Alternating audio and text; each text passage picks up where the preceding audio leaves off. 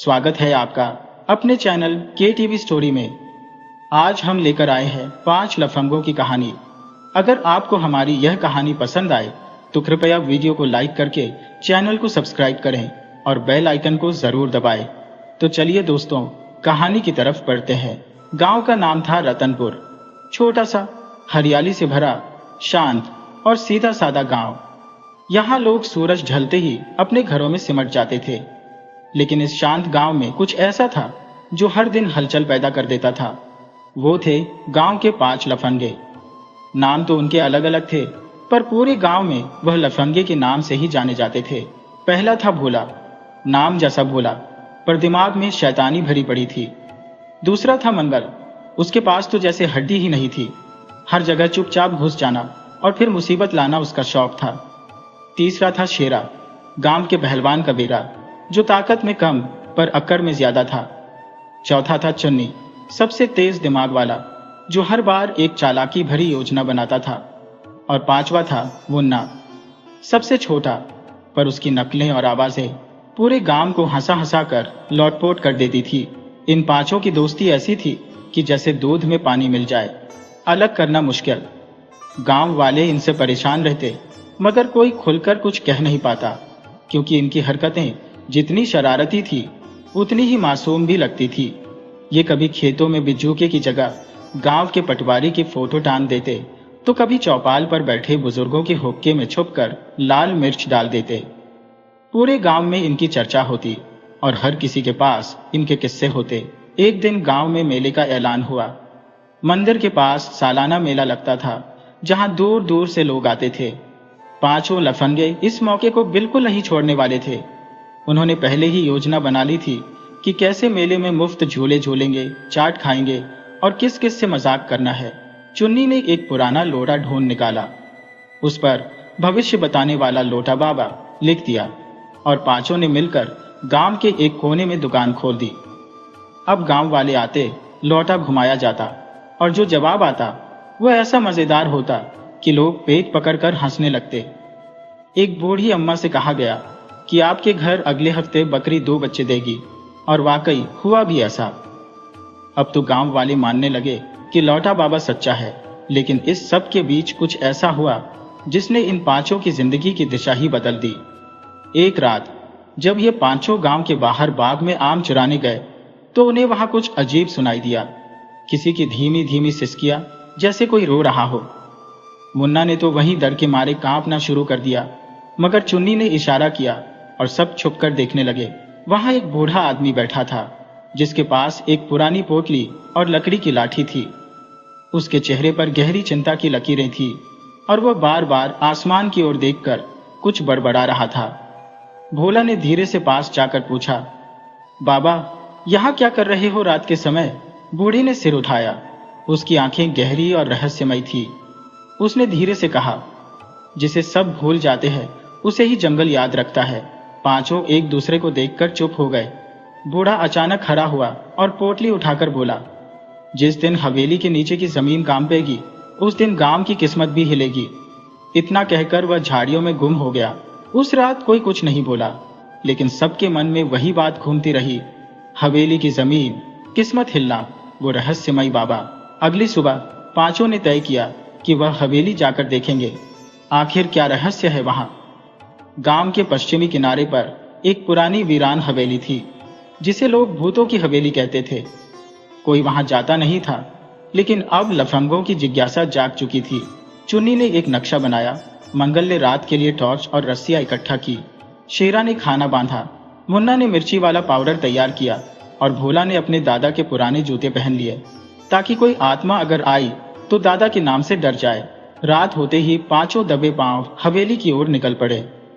हवेली की दीवारें टूटी थी और अंदर का आंगन झाड़ियों से भरा हुआ था। सब चुपचाप अंदर घुसे। दीवारों पर पुरानी तस्वीरें, जंग खाई खिड़कियां और एक बड़ा सा फर्श जो बीच से हल्का झुका हुआ था। मुन्ना ने फर्श पर पैर मारकर देखा। एक खाली सी आवाज आई। सब समझ गए, नीचे कुछ है। चुन्नी ने कहा, यही वह जमीन है बाबा ने कहा था जो कांपेगी। शेरा ने फावड़ा निकाला जो वो साथ लाया था और खुदाई शुरू हुई। कुछ देर बाद लकड़ी की आवाज आई एक पुराना ढक्कन, जैसे कोई तहखाना हो। मंगल ने टॉर्च डाली। सीढ़ियां नीचे जा रही थी। सब एक दूसरे को देखकर बोले, चलो उतरते हैं। और जैसे ही उन्होंने पहला कदम नीचे रखा, हवेली की दीवारों से एक धीमी सी ख्वाहिश भरी हवा निकली, जैसे कोई कह रहा हो, बहुत समय से तुम्हारा इंतजार था। हवेली की टूटी फूटी सीढ़ियां नीचे तहखाने की ओर जाती थी। चारों ओर धूल, जाले और घुटन भरी हवा फैली हुई थी। मुन्ना की टॉर्च कांपते हाथों में जल रही थी और बाकी चारों दोस्त बिना कुछ बोले उसके पीछे पीछे नीचे उतरते जा रहे थे। जैसे जैसे वे नीचे जा रहे थे, दीवारों से कुछ अजीब सी सरसराहट की आवाजें आ रही थी, जैसे कोई बहुत धीमी सांस ले रहा हो। फर्श पर नमी और पुराने समय की बू थी जो नथुनों में चुभ रही थी, पर इस डर के बीच भी उनकी जिज्ञासा डर से कहीं ज्यादा बड़ी थी। नीचे पहुंचते ही उन्होंने देखा कि तहखाना काफी बड़ा है। दीवारों पर कुछ पुराने अलमारी जैसे शेल्फ बने थे, जिनमें फटी किताबें, लोहे की तिजोरियां और जंग खाए ताले पड़े थे। एक कोने में एक पुराना लकड़ी का बक्सा रखा था, जिस पर धूल की मोटी परत थी। शेरा ने हिम्मत करके बक्सा खोला तो अंदर एक पुराना नक्शा, एक तांबे की प्लेट और एक लाल मखमली कपड़े में लिपटी चीज मिली। चुन्नी ने कपड़ा हटाया तो उसमें एक सुनहरा लॉकेट निकला, जिसमें किसी लड़की की तस्वीर जड़ी थी। लॉकेट के पीछे एक उकेरा हुआ नाम था, रूपाकला। सारे लफंगे ठिठक गए। यह नाम उन्होंने कभी नहीं सुना था, न गांव में न किसी किस्से में। तभी पीछे दीवार से एक आवाज आई, एक धीमी खट्टर पट्टर की। सब पलटे, मगर वहां कुछ नहीं था। मंगल की सांसें तेज हो गई और मुन्ना की आंखें डर के मारे गोल हो गईं। चुन्नी ने कहा, यार, यह लॉकेट ऐसे ही नहीं रखा गया होगा, जरूर इसके पीछे कोई कहानी है। भोला बोला, पर यह रूपकला कौन थी? शेरा बोला, पता करो, कहीं इस लॉकेट के पीछे कोई भूत ना हो। सब हंसने की कोशिश करने लगे, लेकिन किसी के दिल में हंसी नहीं थी। वो जगह जैसे चुपचाप सब कुछ देख और सुन रही थी। जब वह तहखाने से बाहर लौटे तो रात के 2 बजे बज चुके थे। हवेली की दीवारों से हवा अजीब तरीके से टकरा रही थी, जैसे कोई सरगोशी कर रहा हो। लौटते वक्त गांव तक किसी ने एक शब्द नहीं कहा। अगले दिन सब फिर एक जगह बैठे और लॉकेट, नक्शा और तांबे की प्लेट को ध्यान से देखने लगे। तांबे की प्लेट पर संस्कृत में कुछ लिखा था। चुन्नी ने अपनी मां से चुपचाप एक पुराना ग्रंथ मंगवाया और उसकी मदद से पढ़ने की कोशिश की। उसमें लिखा था, जिस दिन 5 निर्दोष आत्माएं हवेली के गर्भ में प्रवेश करेंगी, उसी दिन वह जागेगी जो वर्षों से सोई है। अब यह बात सुनकर सभी को झटका लगा। क्या यह भविष्यवाणी उन्हीं के बारे में थी? उसी दिन गांव के मंदिर के पास बैठा एक बूढ़ा साधु बार बार रूपकला रूपकला बड़बड़ा रहा था। मंगल और शेरा ने जाकर उससे पूछा, बाबा, आप रूपकला को जानते हैं? साधु की आंखें फैल गईं। वह कांपते हुए बोला, जिसका नाम नहीं लेना चाहिए वही नाम अब हवा में गूंज रहा है। तुम लोगों ने कुछ छेड़ा है, अब जो होगा वो पूरे गांव को हिलाएगा। ये कहकर वह उठकर चला गया, लेकिन पीछे रह गए बस सवाल। अगले कुछ दिनों में गांव में अजीब घटनाएं होने लगी। पालतू जानवर अचानक भागने लगे। घरों में रात को दरवाजे अपने आप खुलने बंद होने लगे। लोगों को छतों पर परछाइयां दिखने लगी। एक दिन हलवाई के बेटे ने दावा किया कि उसने हवेली की खिड़की से एक औरत को सफेद साड़ी में झांकते देखा। गांव में डर का माहौल बन गया, पर 5 लफंगे अब रुकने वालों में नहीं थे। उन्होंने तय किया कि अब इस रहस्य की तह तक जाना है। चुन्नी ने नक्शे का गहराई से अध्ययन किया और एक खास चिन्ह देखा, जो हवेली के पिछले हिस्से में स्थित एक कुएं की ओर इशारा करता था। वह कुआं अब मिट्टी से आधा ढका हुआ था और गांव में कोई वहां जाता नहीं था। अगली रात 5 लफंगे उस कुएं तक पहुंचे। उन्होंने मिट्टी हटाई और अंदर एक पुराना पत्थर निकला, जिस पर वही नाम उकेरा था, रूपकला। अचानक हवा में अजीब सी गंध फैल गई और मुन्ना को लगा जैसे किसी ने उसका हाथ पकड़ लिया हो। मुन्ना चिल्लाया, मुझे किसी ने पकड़ा है। बाकी सब उसे खींचकर बाहर लाए, लेकिन मुन्ना का चेहरा पीला पड़ चुका था। उसके होश जाने लगे और वो सिर्फ एक बात कहता रहा, रूपकला आ गई। लफंगे अब समझ चुके थे कि बात सिर्फ किसी खजाने या पुराने इतिहास की नहीं थी। ये कुछ और था, कुछ ऐसा जो कई वर्षों से छुपा हुआ था और अब जाग चुका था। भोला ने कहा, हमें गांव के बुजुर्गों से पूछना पड़ेगा, कुछ तो ऐसा है जो उन्होंने हमसे छिपाया है। अगले दिन उन्होंने गांव के सबसे बुजुर्ग आदमी हरिराम काका से मिलने का निश्चय किया। हरिराम काका 90 साल के थे, पर उनके पास गांव के हर रहस्य की कुंजी थी। जब पांचों उनके पास पहुंचे और उन्हें रूपकला का नाम बताया तो काका की आंखों में डर की लहर दौड़ गई। उन्होंने कांपती आवाज में कहा, रूपकला, वो नाम मत लो बेटा। वो हवेली की बेटी थी, सुंदर, मासूम, पर किस्मत ने उसके साथ बहुत बड़ा धोखा किया। हवेली के मालिक ने उसका भरोसा तोड़ा और उसने उसी हवेली में आत्मदाह कर लिया। कहते हैं उसकी आत्मा अब तक वहां भटक रही है। लेकिन तुम लोग वहां क्यों गए? जब लफंगों ने सब कुछ बताया तो काका रो पड़े। उन्होंने कहा, अब जो हो गया है उसे रोकना आसान नहीं होगा, लेकिन शायद, सिर्फ शायद, तुम्हारे हाथ में अब इस गांव की किस्मत है। अब सब कुछ बदल चुका था। जो कभी गांव के 5 लफंगे कहलाते थे वो अब गांव की रक्षा के जिम्मेदार बन चुके थे। रूपकला कौन थी? उसका बदला क्या था? और क्या हवेली के नीचे वाकई कोई खजाना या कोई और रहस्य छुपा था? इन सब सवालों का जवाब अब उन्हें खुद खोजना था। और इसी बीच हवेली की एक खिड़की अपने आप खुली और भीतर से वही आवाज गूंजी जो उस रात तहखाने में आई थी। बहुत समय हो गया, अब समय पूरा हुआ। रूपकला की कहानी सुनकर पांचों लफंगे सन्न थे। गांव की हवेली, जो अब तक सिर्फ वीरान इमारत थी, अब एक सच्चे रहस्य और आत्मा की कहानियों में बदल चुकी थी। हरिराम काका की बातों ने उनके दिलों में डर के साथ साथ जिज्ञासा भी जगा दी थी। लेकिन इस रहस्य को हल करने के लिए उनके पास बस किस्से, कहानियां और तहखाने से मिले कुछ संकेत ही थे। सबसे बड़ा सवाल था, क्या वास्तव में हवेली में कोई आत्मा है या फिर किसी और का खेल चल रहा है? चुन्नी ने सबको एक दिन बाद रात मिलने को कहा।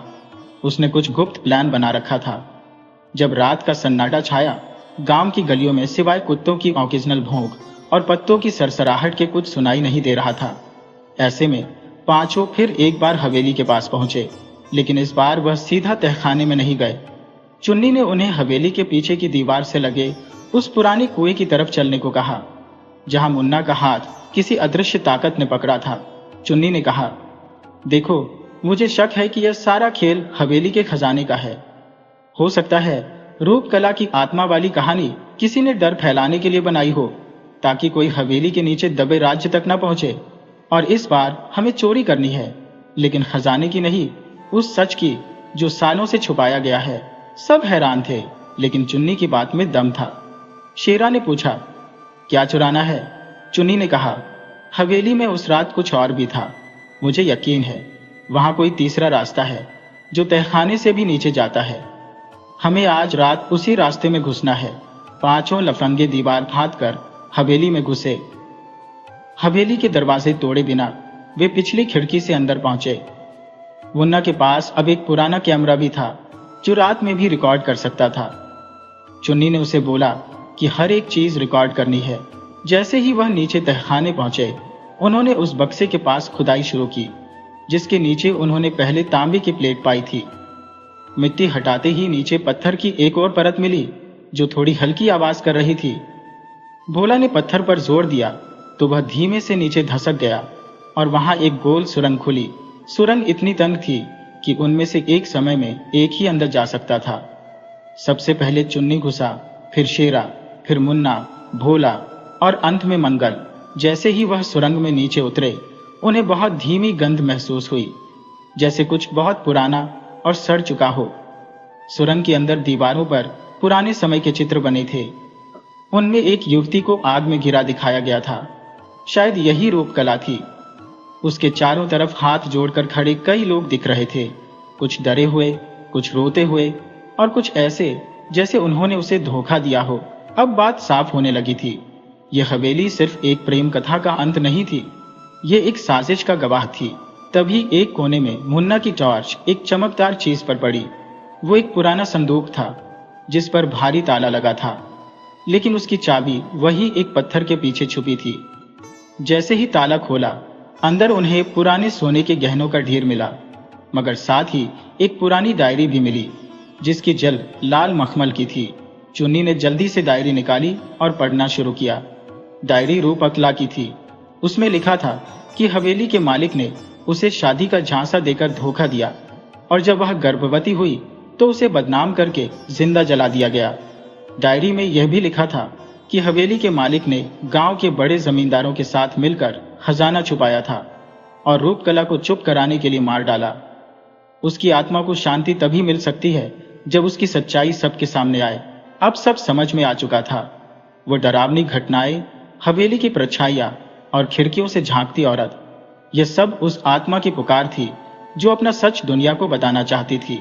तभी सुरंग में अचानक तेज हवा चलने लगी और दीवारों से कुछ फुसफुसाहटें सुनाई देने लगी। सब एक दूसरे से चिपक गए।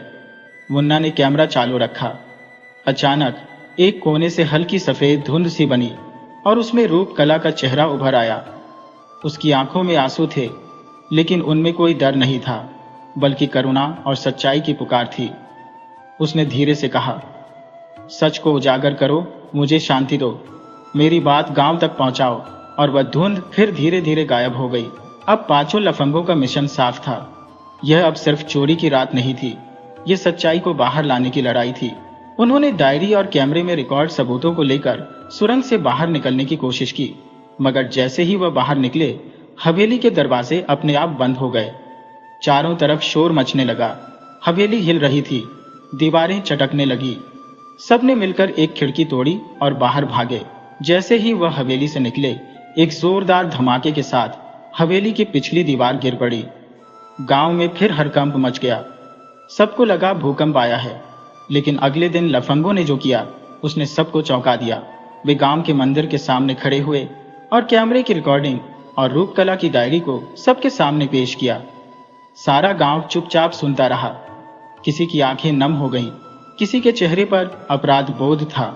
गांव के बुजुर्गों ने माना कि उन्होंने वर्षों पहले इस सच को छुपाया था, जमींदारों के डर से, समाज की इज्जत के लिए और कभी न खत्म होने वाली खामोशी के कारण रूपकला की आत्मा को शांति मिल गई। हवेली की दीवारें अब गिर चुकी थी और गांव वालों ने मिलकर वहां एक स्मारक बनाया, जिस पर लिखा गया, यहाँ एक औरत को उसकी सच्चाई के साथ जलाया गया, पर अंत में सच्चाई झलकर राख नहीं हुई। अब पांचों लफंगे सिर्फ लफंगे नहीं रहे थे, अब वह गांव के सच्चे नायक बन चुके थे। पर क्या यही अंत है, या रूपकला की कहानी के पीछे अभी और कोई रहस्य बाकी है? हवेली की सच्चाई सामने आने के बाद गांव में जैसे एक नई सुबह हुई थी। रूपकला की आत्मा को शांति मिलने की बात पूरे गांव में फैल गई थी और पांचों लफंगों को अब सिर्फ बदमाश लड़के नहीं, बल्कि असली हीरो माना जाने लगा था। बच्चे उन्हें देखकर तालियां बजाते, बुजुर्ग आशीर्वाद देते और गांव की पंचायत तक उन्हें सम्मानित करने की सोच रही थी। लेकिन उन पांचों को चैन नहीं था। चुन्नी की आंखों में अब भी बेचैनी थी। मुन्ना हर रात किसी अनजाने डर में जाग जाता और भोला को लगता जैसे कोई उन्हें छुपकर देख रहा हो। उस रात जब सभी मंदिर के पास बैठकर चाय पी रहे थे, शेरा ने सबसे पूछा, तुम लोगों को नहीं लगता कि यह सब कुछ जल्दी खत्म हो गया? मतलब हवेली का रहस्य भी सुलझ गया, आत्मा भी मुक्त हो गई? कुछ अधूरा सा नहीं लग रहा? चुन्नी ने धीरे से सिर हिलाया। लग तो रहा है, कुछ है जो अब भी छुपा हुआ है। मुझे नहीं लगता कि हवेली का खेल बस रूपकला की आत्मा तक ही सीमित था। मुन्ना ने चाय का प्याला नीचे रखा और धीरे से बोला, मैंने एक बात नोट की थी उस रात जब हम सुरंग में थे और रूपकला की आत्मा दिखाई दी। ठीक उसके बाद जो हवा चली उसमें किसी आदमी की परछाई भी आई थी। वो औरत की नहीं थी। सब चौंक गए। मंगल ने तुरंत कहा, मतलब वहां कोई और भी था? चुन्नी ने गंभीर स्वर में कहा, और वह आज भी है। हमें असली साजिश अभी समझनी बाकी है। अगले दिन पांचों ने फैसला किया कि इस बार वह हवेली नहीं, बल्कि उस जमींदार खानदान की पुरानी कोठी में जाएंगे जिनका नाम डायरी में आया था। वो कोठी गांव से थोड़ा दूर थी और अब जर्जर हो चुकी थी। वहां आजकल कोई नहीं रहता था, लेकिन गांव वाले कहते थे कि रात को वहां से किसी के चलने की आवाजें आती है। जब रात गहराई और गांव नींद में खो गया, तब पांचों फिर एक साथ निकले, चुपचाप, बिना किसी को बताए। कोठी के पास पहुंचते ही उन्हें एक अजीब सी ठंडक महसूस हुई। वहां कोई रोशनी नहीं थी, लेकिन हर खिड़की जैसे किसी की आंख बनी हो और उन्हें घूर रही हो। चुन्नी ने दरवाजा धीरे से धकेला और कर की आवाज के साथ वह खुल गया। अंदर सब कुछ धूल और मकर जाल में डूबा था, पर बीचों बीच एक लकड़ी की मेज पर एक लाल रुमाल पड़ा था और उसके नीचे कुछ रखा हुआ था। मुन्ना ने धीरे से रुमाल हटाया। वो एक नकाब था, एक पुराना काला नकाब। जैसे ही उसने नकाब उठाया, एक जोरदार आवाज से दरवाजा अपने आप बंद हो गया और कमरा अंधेरे में डूब गया। उसी वक्त एक धीमी सी हंसी सुनाई दी, ऐसी हंसी जो इंसानी भी लगती थी और किसी पागल की भी। तुम लोग फिर से टांग अड़ा रहे हो, ये खेल तुम समझ नहीं सकते। वो आवाज किसी कोने से आ रही थी, लेकिन दिख नहीं रहा था कि कौन बोल रहा है। शेरा ने टॉर्च जलाया तो देखा कि एक परछाई दीवार पर सरक रही है, लंबी अजीब सी आकृति, जिसने सिर पर वही नकाब पहन रखा था जैसा मेज पर पड़ा था। पांचों घबरा गए, लेकिन डर के मारे भागे नहीं। चुन्नी ने वहीं खड़े होकर कहा, अगर तू आदमी है तो सामने आ, और अगर भूत है तो हम डरने वाले नहीं हैं, हम सच्चाई जानकर रहेंगे। अचानक एक तेज रोशनी फैली और सामने से एक आदमी धीरे धीरे चलकर उनके सामने आया। काले कपड़े, काला नकाब और हाथ में एक लकड़ी की छड़ी। उसकी आवाज भारी थी, तुम लोगों को जो नहीं जानना चाहिए था वो जान चुके हो, लेकिन अब तुम्हें और जानना महंगा पड़ेगा। पांचों ने उसे घेर लिया और नकाब खींचने की कोशिश की, लेकिन वह तेज था। उसने शेरा को धक्का देकर गिराया और पीछे की खिड़की से भाग निकला, मगर इस बार मुन्ना ने उसे दौड़ा लिया। वो कोठी के पिछवाड़े भागा, एक पुरानी गायशाला की तरफ, और वहीं एक तहखाने में घुस गया। चुन्नी और शेरा भी पीछे पहुंचे। उन्होंने देखा कि उस तहखाने में कई पुराने संदूक और बक्से रखे हैं और दीवारों पर नक्शे टंगे हैं। उनमें से एक नक्शा हूबहू हवेली का था, जिसमें एक और गुप्त सुरंग बनी हुई थी जो हवेली से निकलकर इस कोठी तक आती थी। मतलब साफ था, जो भी यह नकाबपोश है वह हवेली और उस जमींदार खानदान से जुड़ा है और अब भी किसी राज्य को छुपाने की कोशिश कर रहा है। तभी पीछे से आवाज आई, अब तुम वापस नहीं जा सकते।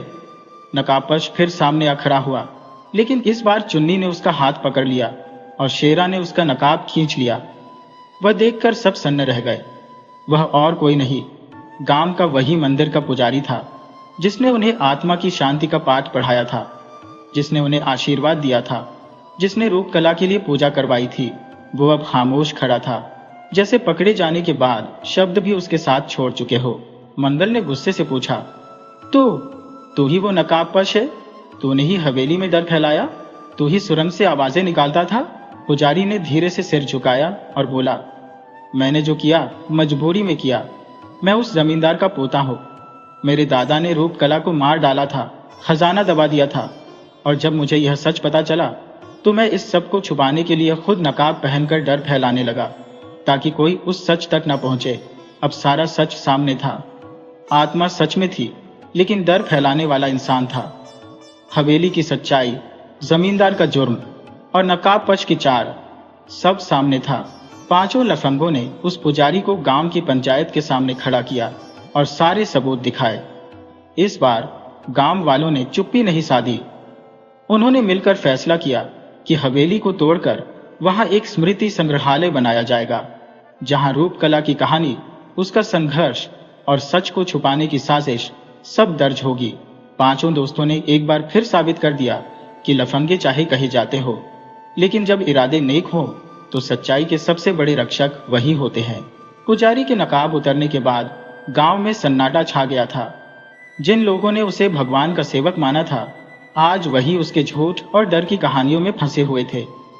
पंचायत ने फैसला सुनाया कि पुजारी को पुलिस के हवाले किया जाएगा और हवेली को ढाकर रूप कला की स्मृति में एक सच्चाई संग्रहालय बनाया जाएगा। लेकिन पांचों लफंगे अब भी बेचैन थे। उन्हें लग रहा था कि सब कुछ इतना आसान नहीं हो सकता। चुन्नी सबसे ज्यादा बेचैन था। उस रात वो अकेले ही फिर से कोठी पहुंच गया।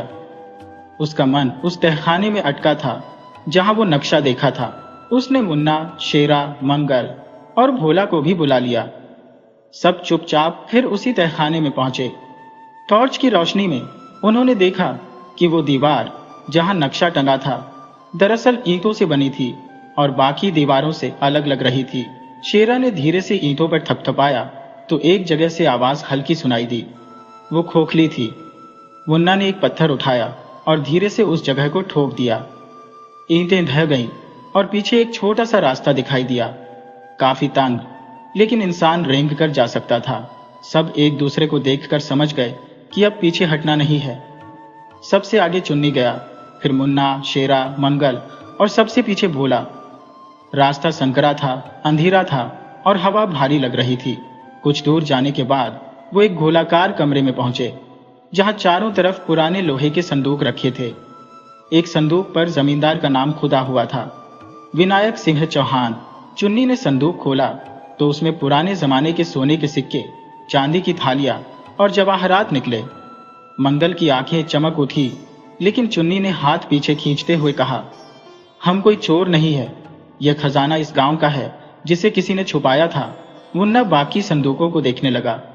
तभी एक कोने में उसे कुछ लकड़ी की दीवार जैसी चीज दिखी, जो बाकी दीवारों से मेल नहीं खा रही थी। उसने पास जाकर हाथ लगाया। वो दीवार नहीं, दरवाजा था, पर खोलने का कोई तरीका नहीं दिख रहा था। शेरा ने जोर से धक्का मारा, पर वो हिली तक नहीं। तभी भोला की नजर पास पड़े एक लोहे के छल्ले पर पड़ी। उसने जैसे ही उसे खींचा, एक जोर की आवाज हुई और वह लकड़ी की दीवार खिसक गई। अब उनके सामने एक और गुप्त कमरा था, बिल्कुल शांत, बिल्कुल स्याह।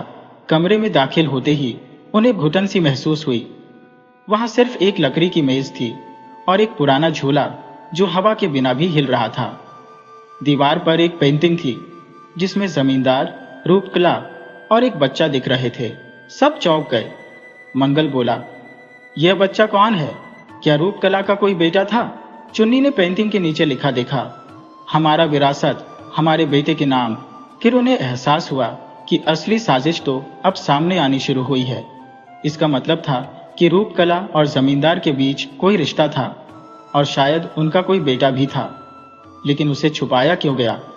अगर ये बात सामने आ जाती तो क्या जमींदार की इज्जत पर दाग लगता, या शायद रूपकला को इसलिए मारा गया था ताकि वह सच सबके सामने ना लाए। कमरे में एक और संदूक पड़ा था। इस बार उसने कुछ पुराने कागजात, फोटो और चिट्ठियां थी। एक चिट्ठी में लिखा था, अगर मैं बचा नहीं तो मेरा बेटा इस सच को सामने लाएगा। जो भी यह चिट्ठी पढ़ रहा है वह जान ले कि रूपकला सिर्फ एक नर्तकी नहीं थी, वो इस खानदान की इज्जत थी। मेरा खून उस औरत में बहता था जिसने मुझसे सच्चा प्रेम किया। सारे लफंगे सन्न थे। उनका सिर चकरा गया। चुन्नी ने गहरी सांस लेते हुए कहा, इसका मतलब रूपकला का कत्ल सिर्फ हवेली के खजाने के लिए नहीं हुआ, वह एक साजिश थी, इज्जत छुपाने के लिए। और वह बेटा शायद आज भी कहीं है। शेरा बोला, अगर वह बेटा जिंदा है तो क्या वह गांव में ही है? क्या वह पुजारी है या कोई और? मुन्ना ने धीरे से कहा, शायद वह बेटा आज भी हमें देख रहा है, शायद हम उसी की चाल का हिस्सा बन रहे हैं। भोला अचानक घबरा गया, मतलब अब तक जो हो रहा है वह कोई बड़ा खेल था? चुन्नी ने सिर हिलाया, हाँ, अब असली खेल शुरू हुआ है। कमरे की दीवारों पर उकेरे कुछ और नक्शे, कुछ और संकेत, और एक अंतिम दरवाजा मिला जो अभी तक नहीं खुला था। उस पर सिर्फ एक शब्द लिखा था, वारिस। कमरे में अजीब सी ठंडक थी। दीवारों पर नमी की बूंदें टपक रही थी और वारिस लिखा वो दरवाजा जैसे अपनी आंखों से घूर रहा था। पांचों लफंगे, चुन्नी, मुन्ना, शेरा, मंगल और भोला, जैसे किसी दूसरी ही दुनिया में पहुंच चुके थे। वो सिर्फ किसी हवेली की तहखान नहीं, किसी खानदान की दबी हुई सच्चाइयों के भीतर झांक रहे थे। शेरा ने दरवाजे को धीरे से धक्का दिया, लेकिन वह टस से मस नहीं हुआ। मुन्ना ने दीवार के चारों तरफ टॉर्च घुमाई और उसे बाईं ओर एक छोटा सा ताले जैसा चिन्ह दिखाई दिया, पर वो आम ताला नहीं था। उसमें 4 गोलाकार चिन्ह बने थे, सूरज, चांद, सांप और एक अनजानी आकृति। मंगल ने कहा, यह तो कोई पहेली लगती है, जब तक इसका हल नहीं निकलता दरवाजा नहीं खुलेगा। चुन्नी ने पेंटिंग को फिर से देखा, जमींदार, रूपकला और उनका बेटा, और पीछे दीवार पर वही 4 चिन्ह हल्के से उकेरे हुए थे। इसका मतलब था कि दरवाजा उसी परिवार के खून से जुड़ा था, उस वारिस से जिसे छुपाया गया था। अचानक भोला ने जोर से पुकारा, अरे रुको, मुझे कुछ याद आया। सबने चौंक कर उसकी ओर देखा। भोला ने जेब से एक पुरानी ताबीज निकाली जो उसे हवेली के पुराने बक्से में मिली थी। वो ताबीज देखने में मामूली थी, लेकिन उसके पीछे चारों चिन्ह उकेरे थे, ठीक वैसे ही जैसे दरवाजे पर थे। चुन्नी ने वह ताबीज दरवाजे के पास ले जाकर फिट किया और दरवाजा खुद ब खुद धीरे धीरे सरकने लगा। जैसे ही दरवाजा खुला, एक ठंडी हवा का झोंका आया और सबकी रूह तक सिहर उठी। कमरे के अंदर घना अंधेरा था। टॉर्च की रोशनी में दिखाई दिया एक ऊंचा सिंहासन जैसा लकड़ी का आसन, जिस पर रेशमी कपड़े ढंके थे। उसके ठीक सामने एक पुरानी कुर्सी, एक छोटी सी मेज और चारों ओर किताबों से भरे रैक लगे थे। ऐसा लग रहा था जैसे यह किसी का निजी कमरा हो। कोई राजा जैसा महसूस करने वाला आदमी यहाँ बैठकर अपने फैसले लिया करता था। मुन्ना ने धीरे से मेज पर रखी एक फाइल उठाई। उस पर लिखा था, चौहान वंश, गुप्त वारिस की घोषणा। सबके दिलों की धड़कन तेज हो गई। चुन्नी ने धीरे धीरे वह फाइल खोली। पहले पन्ने पर ही एक पत्र था, जमींदार का लिखा हुआ। उसमें लिखा था, अगर तुम यह पढ़ रहे हो तो इसका मतलब है कि मैं नहीं रहा। इस तहखाने में आने वाले वही लोग होंगे जो या तो सच्चाई जानना चाहते हैं या फिर उसके लायक हैं। मेरा एक बेटा है, रूप कला से। उसका नाम मैंने रजिस्टर में नहीं डलवाया, लेकिन वह मेरे खून से है और उसका अधिकार इस हवेली और इस खजाने पर है। मैंने उसे गांव के ही एक परिवार को सौंपा था जो मेरा भरोसेमंद नौकर था। उसका नाम है रघुनंदन। सबके चेहरों पर हैरानी फैल गई। रघुनंदन, यह नाम गांव में जाना पहचाना था। वो गांव का सबसे शांत, सरल और गरीब आदमी था। वो कभी किसी से ऊंची आवाज में बात तक नहीं करता था। चुन्नी बोला, मतलब रघुनंदन इस खजाने का असली मालिक है? मंगल धीरे से फुसफुसाया। तो फिर वो बच्चा, वो बेटा, रघुनंदन का बेटा ही असली वारिस है। फाइल में आगे लिखा था, मेरा बेटा आज 25 साल का होगा। मैंने उसे एक छोटी सी पहचान दी थी। उसकी गर्दन पर एक खास निशान है जो हमारे वंश की निशानी है। 3 छोटे तिल तिकोने आकार में। 5 लफंगे चौंक उठे। यह तो किसी पहचान की तरह था। मुन्ना ने कहा, हे, अब रघुनंदन के बेटे से मिलना होगा। हमें देखना होगा क्या वह वही वारिस है। सुबह हुई और 5 बिना देरी किए रघुनंदन के घर पहुंचे। घर बेहद सादा था, मिट्टी का, लेकिन साफ सुथरा। रघुनंदन दरवाजे पर बैठा खैनी रगड़ रहा था। सबने उसे नमस्ते कहा और बात की शुरुआत चुन्नी ने की। चाचा, क्या आपके बेटे की गर्दन पर 3 तिल है? रघुनंदन चौंका, फिर घबरा गया। तुम सब यह सवाल क्यों पूछ रहे हो? शेरा ने धीरे से कहा, हमें सब पता चल गया है। आपकी पुरानी नौकरी, हवेली का वह कमरा और जमींदार का वह पत्र। रघुनंदन कुछ देर चुप रहा, फिर अंदर जाकर अपने बेटे राजन को बुलाया। राजन सीधा सादा लड़का था, गांव के स्कूल में पढ़ाता था। चुन्नी ने उससे इजाजत लेकर उसकी गर्दन देखी। वो निशान वही था, 3 तिल तिकोने आकार में। सब सन्न रह गए। मुन्ना की आंखों में आंसू थे। तू तो असली वारिस निकला बे, और हमें क्या लगा था, तू तो बस रघुनंदन का बेटा है। चुन्नी ने हंसते हुए कहा, अब तू हमें भूल मत जाना, लफंगे तेरे बचपन के दोस्त हैं। राजन कुछ समझ नहीं पा रहा था। वह इस सच्चाई को स्वीकार नहीं कर पा रहा था कि उसका असली बाप गांव का सबसे ताकतवर जमींदार था। रघुनंदन ने धीरे से कहा, बेटा, मैं तुझे पाल सकता था, पर तुझे अमीर बनाने का ख्वाब कभी नहीं देखा। पर अब तू जो करना चाहे कर, ये जिंदगी अब तेरी है। राजन ने तहखाने की सारी बातें सुनी, खजाना देखा और जमींदार की चिट्ठी पढ़ी। फिर बोला, मैं इस खजाने को गांव के नाम करता हूँ। इसका इस्तेमाल स्कूल, अस्पताल और अनाथ बच्चों के लिए होगा। यही मेरी असली विरासत होगी। 5 लफंगे उसे गले से लगा लेते हैं। गांव के लिए लड़ने वाले ये 5 लड़के अब सच्चाई के साथी बन चुके थे। लेकिन तभी तहखाने की दीवार से एक और दस्तावेज गिरता है, जिस पर लिखा है, अगर असली वारिस तक यह चिट्ठी पहुंचे तो समझो खेल अभी खत्म नहीं हुआ। तहखाने की उस पुरानी दीवार से गिरी चिट्ठी सबकी निगाहों का केंद्र बन चुकी थी। 5 लफंगे, रघुनंदन और उसका बेटा राजन, सबके दिलों में फिर से एक डर और जिज्ञासा का मिला जुला भाव दौड़ गया। वो चिट्ठी किसी पुरानी रहस्य गाथा का आखिरी अध्याय लग रही थी। राजन ने कांपते हाथों से चिट्ठी उठाई।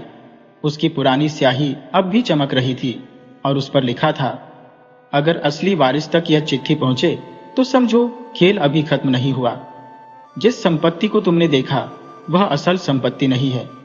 असली खजाना वो है जिसे सिर्फ जमींदार का खून और समझ पा सकता है। अगर तुम सच्चे वारिस हो तो नीचे लिखे संकेतों को समझो। चिट्ठी के नीचे एक पहेली थी। धरती की छाती में गड़ा वो सच जिसे जल ना खोले, हवा न बहाए, जिसे 5 की संगत समझ पाए, वही वारिस असली कहलाए। सभी एक दूसरे को देखने लगे। भोला ने धीरे से कहा, मतलब यह जो अभी तक हमने देखा वह सब तो बस शुरुआत थी। मंगल बोला, यह जमींदार साला सीरियल वाला खलनायक निकला बे, मरने के बाद भी सबको नचा रहा है। राजन चुपचाप सोच रहा था। उसने हवेली के तहखाने के फर्श को गौर से देखा, जैसे कुछ पकड़ना चाह रहा हो। अचानक उसकी नजर एक कोने में बने एक गोलाकार छेद पर पड़ी, जो किसी ताले या यंत्र का हिस्सा लग रहा था। वह वही जगह थी जहां पहली बार किसी पुरानी चीज की गंध आई थी, लेकिन किसी ने तब उस पर ध्यान नहीं दिया था। शेरा झुककर उस हिस्से को देखने लगा। उसके चारों ओर 5 छोटे छोटे गोल खांचे थे, जैसे उनमें कुछ फिट होना था। मुन्ना बोला, 5 की संगत, कहीं यह हम 5 के लिए तो नहीं है? सबने एक एक कर अपने हाथ उन खांचों में रखे। आखिरी में राजन ने उस गोल छेद में ताबीज रखी, वही ताबीज जिसमें 4 चिन्ह बने थे। एक गहरी ध्वनि गूंजी और जमीन हिलने लगी। दीवार का एक हिस्सा घूमता हुआ खुला और सामने एक सीढ़ी प्रकट हुई, जो और नीचे, बहुत नीचे जा रही थी। सीढ़ियां संकरी और अंधेरी थी।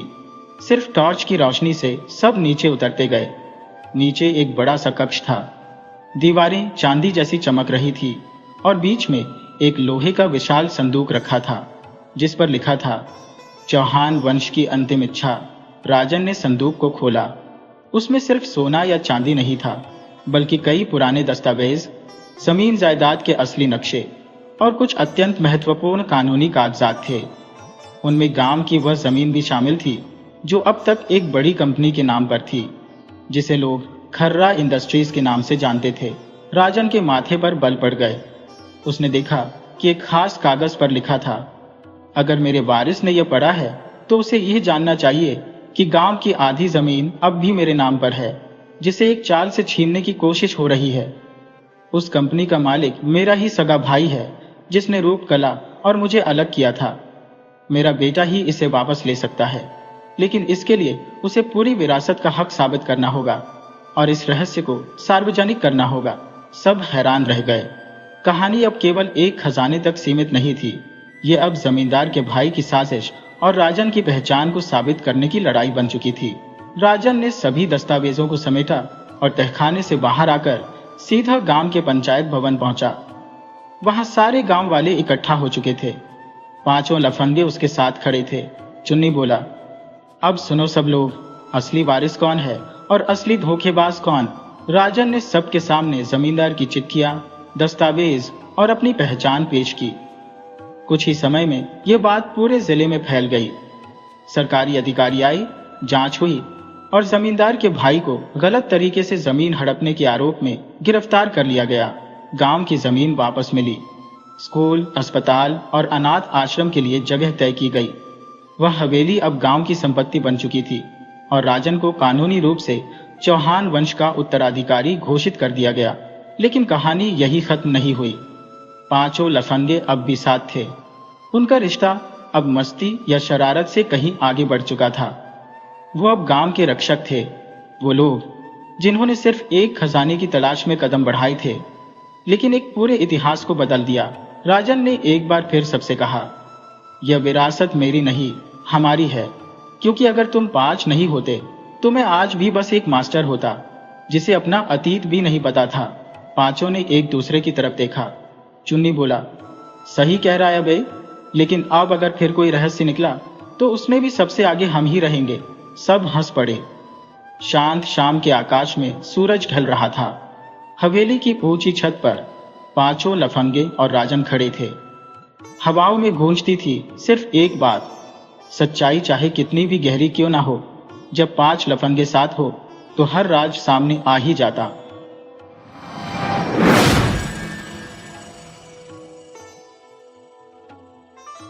शेरपुर गांव में श्याम नामक एक व्यक्ति निवास करता था। उनके घर में पत्नी और एकमात्र संतान हरकिशोर था। अनेक वर्षों के पश्चात संतान की प्राप्ति से वे अत्यंत प्रसन्न थे। हरकिशोर को बड़ी स्नेह और लाड से पाला पोसा गया और उच्च शिक्षा के लिए नगर भेजा गया। हरकिशोर भी मेधावी था और सदैव पढ़ाई में अग्रणी रहता। समय बीतता गया। और हरकिशोर एक योग्य चिकित्सक बन गया।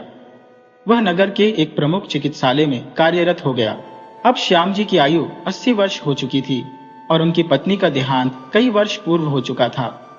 उनका पुत्र हरकिशोर, जो एक बड़े अस्पताल में नौकरी करता था, अपने परिवार के साथ शहर में रहता था। हरकिशोर की पत्नी भी एक डॉक्टर थी और उनका एक पुत्र था, कृष्ण, जो श्याम जी का पोता था। श्याम जी अक्सर गांव से शहर आते और कुछ दिनों के लिए अपने पुत्र के साथ रहते। जब उनकी पत्नी जीवित थी तब वे उनके साथ शहर आते थे और पत्नी के देहांत के बाद भी वे अपने बेटे से मिलने के लिए शहर पहुंचे थे। वह स्टेशन के बाहर अपने बेटे की प्रतीक्षा कर रहे थे। तभी बेटे को देखकर उनका मन प्रफुल्लित हो गया। बेटा उनका सामान लेकर चल पड़ा। बेटे ने उन्हें सहारा देने की कोशिश की, परंतु श्याम जी ने इसे अस्वीकार कर दिया और कहा, चलो मैं आ रहा हूं। वे दोनों गाड़ी का इंतजार करने लगे। गाड़ी के पास आते ही ड्राइवर ने उनका बैग ले लिया और गाड़ी में रख दिया। हरकिशोर ने पिता से कहा, बाबूजी, अब गाड़ी में बैठिए, मैं अस्पताल से आधे घंटे में लौटूंगा। कुछ मरीजों को देखना जरूरी है। आपकी बहू भी इस देश से आएगी, उन्हें एक ऑन ऑपरेशन करना है, फिर भी उन्हें देर हो जाएगी। पिता से यह बात कहकर उन्होंने ड्राइवर से गाड़ी बढ़ाने का इशारा किया। गाड़ी चल पड़ी। श्याम जी के मन में ख्याल आया कि उन्होंने अपने पोते कृष्ण का हालचाल नहीं पूछा। श्याम जी ने सोचा, कृष्ण अब यहीं पर है या कहीं और चला गया? नहीं, वह कोने में ही होगा। कहीं और गया होता तो बेटा जरूर बतलाता। छोटी बहू को तो कृष्ण के विवाह के अवसर पर ही देखा था, उसके बाद उसे कहां देख सके। हरकिशोर तो अब स्वयं भी काम नहीं आता जो उन्हें लेकर आएगा। कृष्ण ऐसे पब्लिक स्कूल में पढ़ा कि हमेशा परिवार से दूर ही रहा। यही सब सोचते हुए श्याम जी अपने बेटे के घर पहुंचे। नहा धोकर श्याम जी कमरे से बाहर आए और सामने एक नजर डाली। उन्हें बगीचे में एक आया अत्यंत सुनहरे बालों वाले बच्चे के साथ टहलाती नजर आई। उनके मन में यह सवाल आया कि यह बच्चा किसका है। उन्होंने महादेव को आवाज दी। महादेव, जो बचपन से ही उनके बेटे के घर में काम करता था और अब अस्पताल में भी नौकरी करता है, फिर भी वह उनके घर पर रहता है। श्याम जी ने हमेशा उसे अपने बच्चे जैसा माना और महादेव भी उन्हें बाबा कहकर पुकारता था। श्याम जी ने पूछा, महादेव, वह बच्चा कौन है? महादेव ने खुश होते हुए कहा, वह तो अपना ही बच्चा है, कृष्ण जी का बेटा। श्याम जी चौंक पड़े। मेरे कृष्ण का बेटा? जी हाँ, आपका परपोता। श्याम जी को घोर आश्चर्य हुआ। इतनी बड़ी खुशी की बात और उन्हें पता ही नहीं। लेकिन उस समय वे अपने मन में उठी पीड़ा को दबाकर लगभग दौड़ते हुए बगीचे में पहुंचे। बच्चे को देखकर उनका दिल भर आया। उन्होंने उसे गोद में लेने के लिए दोनों हाथ आगे बढ़ा दिए। बच्चा उन्हें टुकुर टुकुर ताक रहा था। श्याम जी भी बच्चे को देखते हुए विभोर हो रहे थे। उनकी आंखें भर आई थी। बच्चा उन्हें देख मुस्कुराया, फिर अचानक रोने लगा। आया ने कहा, बाबा, बच्चा अभी सोएगा, इसीलिए रो रहा है। श्याम जी समझ गए। उन्होंने अपने भावों पर नियंत्रण किया और आया से बोले, हाँ, इसे सुला दो। आखिर कितनी देर सोएगा? जब जागेगा तो अपने परदादा की गोद में खेलेगा। आया बच्चे को लेकर कमरे में चली गई। श्याम जी जब अपने कमरे में वापस आए तो उनके मन में उठी पीड़ा फिर से उभर आई। इतनी बड़ी खुशी की बात बेटे ने उन्हें बताई ही नहीं। उन्होंने महादेव की तरफ देखा और पूछा, महादेव, यह कृष्ण मोहन यहाँ पर आया है, ये बात बेटे ने मुझे बताई नहीं। क्यों? महादेव ने कहा, बाबा, वे लोग मुंबई में 1 सप्ताह से हैं और यहाँ नहीं, होटल में ठहरे हैं। श्याम जी ने आश्चर्य से कहा, होटल में? हाँ बाबा, बड़े लोगों के लिए क्या घर क्या होटल। सुनते हैं कि पति पत्नी की कुल तनख्वाह 2 लाख रुपए प्रति माह है। और यह आया, यह भी होटल में बच्चे को लेकर रहती थी। एक दिन कृष्ण मोहन जी और उनकी पत्नी को डिनर पर बुलाया गया था। वे लोग सुबह ही कार से आए थे और आया तथा बच्चे को छोड़ गए थे। उनके आगे के कार्यक्रम का कोई पता नहीं था। श्याम जी को यह सूचना किसी ने दी थी जिसे वे पचा नहीं पा रहे थे। उनकी आंखें बंद हो गईं और उन्हें अपनी पत्नी, पिता और मां की याद आई। जीवन के बीते पल, राग और अनुराग का स्मरण हुआ। हरकिशोर का जन्म और अन्य घटनाओं का विचार आया। श्याम जी के मन में यह सब बातें समुद्री लहरों की तरह उठने लगी। वे अपने निर्णय से विचलित महसूस कर रहे थे और उन्हें अपने बेटे पर, बहू पर और पोते कृष्णमोहन पर क्रोध आया। फिर उन्होंने सोचा कि कृष्णमोहन पर क्रोध करना उचित नहीं है। बेटे ने उन्हें यह खबर क्यों नहीं दी? बहू ने यह बात उनसे क्यों छिपाई? कृष्ण यह बात क्यों नहीं बता सका? तभी हरकिशोर कमरे में आए। बाबूजी, श्याम जी उठकर बैठ गए। कोई कष्ट हो रहा है आपको? पिता के चेहरे पर दर्द के भाव देखकर हरकिशोर ने पूछा। श्याम जी की आंखों से आंसू छलक आए। आप रो क्यों रहे हैं? कृष्ण का बेटा हुआ और मुझे खबर भी नहीं दी गई, श्याम जी ने कहा। बाबूजी, जब जो चीज ने यह बात कही है तो कुछ न कुछ कारण जरूर होगा, हरकिशोर ने जवाब दिया। बेटा, तुम डॉक्टर हो, विज्ञान पढ़े हो और तुम्हारी ऐसी सोच ठीक है। लोग ठीक ही कहते हैं, यह व्यापार योग हो गया है। बाबूजी, आप इस बात को ऐसे क्यों ले रहे हैं? यह हल्की बात नहीं है, हरकिशोर ने कहा और वहां से चला गया। श्याम जी ने बेटे को जाते हुए देखा और लेट गए। उन्होंने आंखें मूंद ली। उनके मन में दो विपरीत भाव चल रहे थे, आक्रोश और आनंद। पड़पोते को देखने का आनंद, लेकिन वह आनंद आक्रोश से घिरा था। थोड़ी देर बाद महादेव ने खाना परोस दिया और श्याम जी को बुलाया। बाबा, खाना खा लीजिए, महादेव ने कहा। श्याम जी ने आंखें खोली और महादेव की तरफ देखा। उन्होंने एक बार सोचा कि खाने से मना कर दें, लेकिन फिर उन्होंने पूछा, हरकिशोर ने खाना खा लिया? हाँ साहब, खाना खाकर सो गए, उनकी ओर टुकुर टुकुर देखते हुए महादेव ने कहा।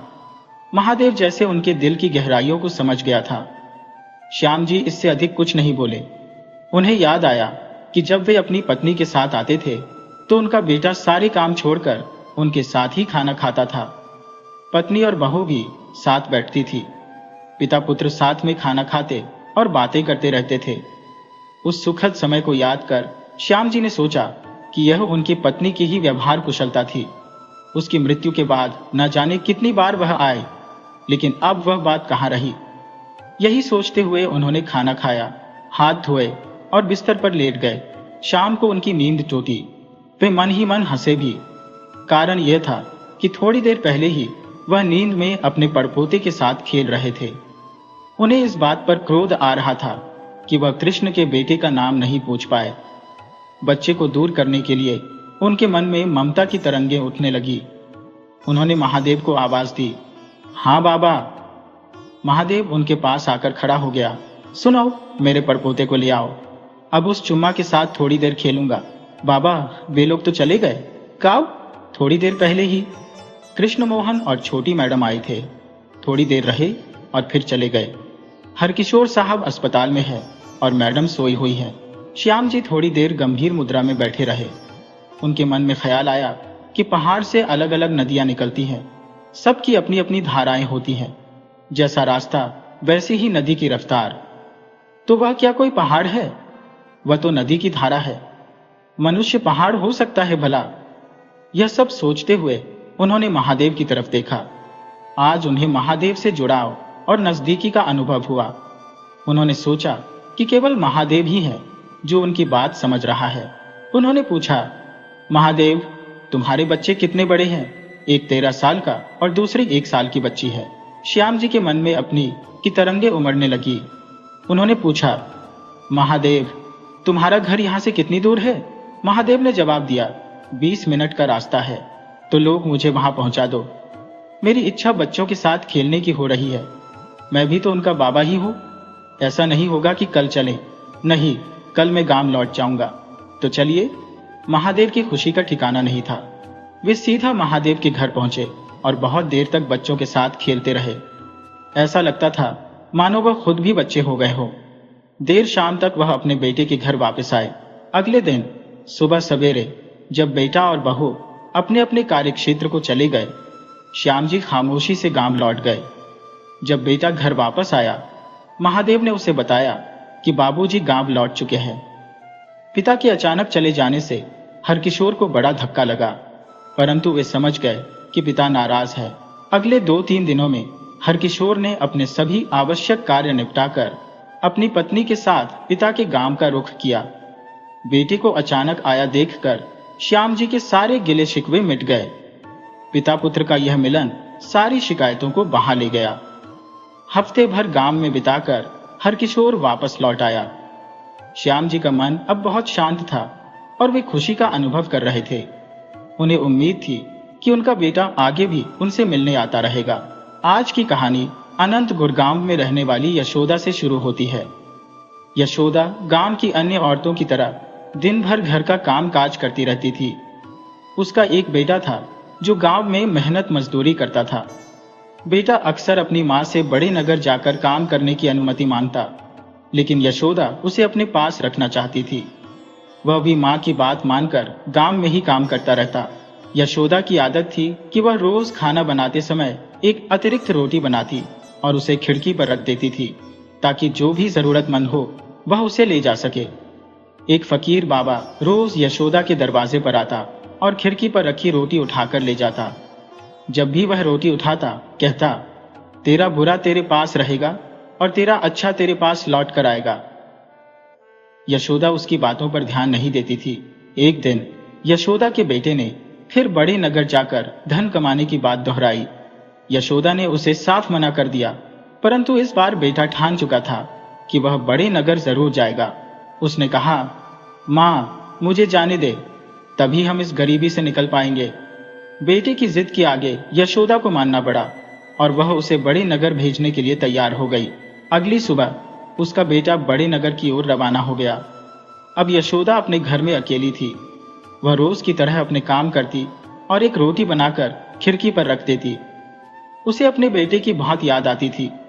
उधर फकीर बाबा रोज आता, रोटी उठाता और कहता, तेरा किया बुरा तेरे पास ही रह जाएगा और तेरा अच्छा लौटकर तेरे पास जरूर आएगा। अब यशोदा ने उसकी बात को ध्यान से सुना तो उसे यह बात कुछ अटपटी सी लगी। उसने सोचा कि यह फकीर रोज मुझसे रोटी लेकर जाता है, परंतु बदले में मेरे लिए कुछ अच्छा नहीं बोलता। उसने कभी मुझे धन्यवाद नहीं दिया और ना ही कोई आशीर्वाद। बस यही अजीब सी बात कहकर चला जाता है, जिसकी कोई समझ नहीं आती। अगले कुछ दिनों तक यही सिलसिला चलता रहा। अब यशोदा को उस फकीर की बात से चिढ़ होने लगी थी। एक दिन वह फकीर से इतनी परेशान हो गई कि उसने सोचा इससे छुटकारा पाना ही होगा। उसके मन में गुस्सा भर गया था। गुस्से में उसने जहर मिलाई रोटी तैयार की और खिड़की पर रख दी। लेकिन जैसे ही उसने रोटी खिड़की पर रखी, उसके अंदर से एक आवाज आई, मैं यह क्या कर रही हो? मैं किसी की जान लेने जा रही हूं। तुरंत ही उसने वह जहर वाली रोटी उठा ली और उसकी जगह साफ सुथरी रोटी रख दी। कुछ देर बाद फकीर बाबा रोज की तरह आए, रोटी उठाई और वही बात दोहराई, तेरा किया बुरा तेरे पास ही रह जाएगा और तेरा अच्छा लौटकर तेरे पास जरूर आएगा। यशोदा ने यह बात सुनी, लेकिन अनसुना कर दिया और अंदर चली गई। अंदर आकर वह अपने बेटे को याद करने लगी। उसे घर से गए हुए कुछ ही दिन हुए थे। न कोई उसकी खबर आई और न ही पता चला कि वह कहाँ है, किस हाल में है। तभी अचानक उसे दरवाजे पर खटखटाने की आवाज सुनाई दी। कोई तेजी से दरवाजा खटखटा रहा था। उसने दरवाजा खोला तो देखा सामने उसका बेटा खड़ा था। वह बहुत खुश हो गई। उसने अपने बेटे को अंदर बुलाया और बिठा लिया, लेकिन उसकी हालत देखकर वह घबरा गई। बेटे के कपड़े मैले कुचैले थे, वह थका हारा लग रहा था और उसका चेहरा ऐसा हो गया था मानो कई दिन से उसने खाना नहीं खाया हो। बेटे ने कहा, माँ, घर से निकलकर मैं बड़े नगर की तरफ गया था, लेकिन रास्ते में जंगल से गुजर रहा था तो कुछ लुटेरों ने मुझे पकड़ लिया और बंदी बना लिया। वे मुझे खाने को भी नहीं देते थे। बड़ी मुश्किल से उन्हें चकमा देकर मैं भाग निकला। भूखा प्यासा भागता भागता अपने गांव की तरफ आ रहा था। ऐसा लग रहा था मानो अब मेरे प्राण निकल जाएंगे। इतने में रास्ते में मुझे एक बूढ़ा फकीर मिला। मैंने उससे खाने को मांगा। उसके हाथ में एक रोटी थी जो उसने मुझे दे दी। शायद उसी वजह से चलकर मैं अपने घर तक पहुंच पाया। उसने कहा, माँ, उस बूढ़े फकीर ने मुझसे क्या कहा जानती हो? उसने कहा, तेरा किया बुरा तेरे पास ही रह जाएगा और तेरा अच्छा लौट कर तेरे पास जरूर आएगा। यह सुनते ही यशोदा ने अपने दिल पर हाथ रख लिया और ईश्वर का बहुत शुक्रिया किया कि आज उसने वह जहर वाली रोटी खिड़की पर नहीं रखी थी। आज उसे फकीर की बात का मतलब भी समझ में आ गया कि किया हुआ अच्छा कर्म लौट कर जरूर आता है। इसलिए कभी भी अच्छे काम करना बंद मत कीजिए, क्योंकि यह तय है कि आपके किए हुए अच्छे कर्म किसी न किसी रूप में आपके पास लौटकर जरूर आते हैं।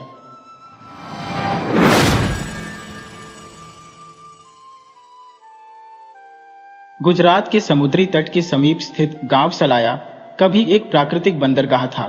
यहाँ बंदरगाह के किनारे सभी प्रकार के समुद्री वाहनों की मरम्मत होती थी, जहाँ लोहार, बढ़ई और अन्य कारीगर अपनी जीविका कमाते थे। दूर दूर से आने वाले जहाज यहाँ अपना लंगर डालते थे। इस गांव के कई पुरुष इन जहाजों पर काम करते थे और अन्य देशों की समुद्री यात्राओं पर जाते थे। देश प्रदेश के छोटे बड़े व्यापारी यहाँ अपने माल का व्यापार करते थे। प्रतिदिन सुबह एक महिला बंदरगाह पर खड़ी हो जाती थी। समुद्री यात्रा से वापस आने वाले यात्रियों से मिलती और पूछती, तुम कहां से आ रहे हो भाई?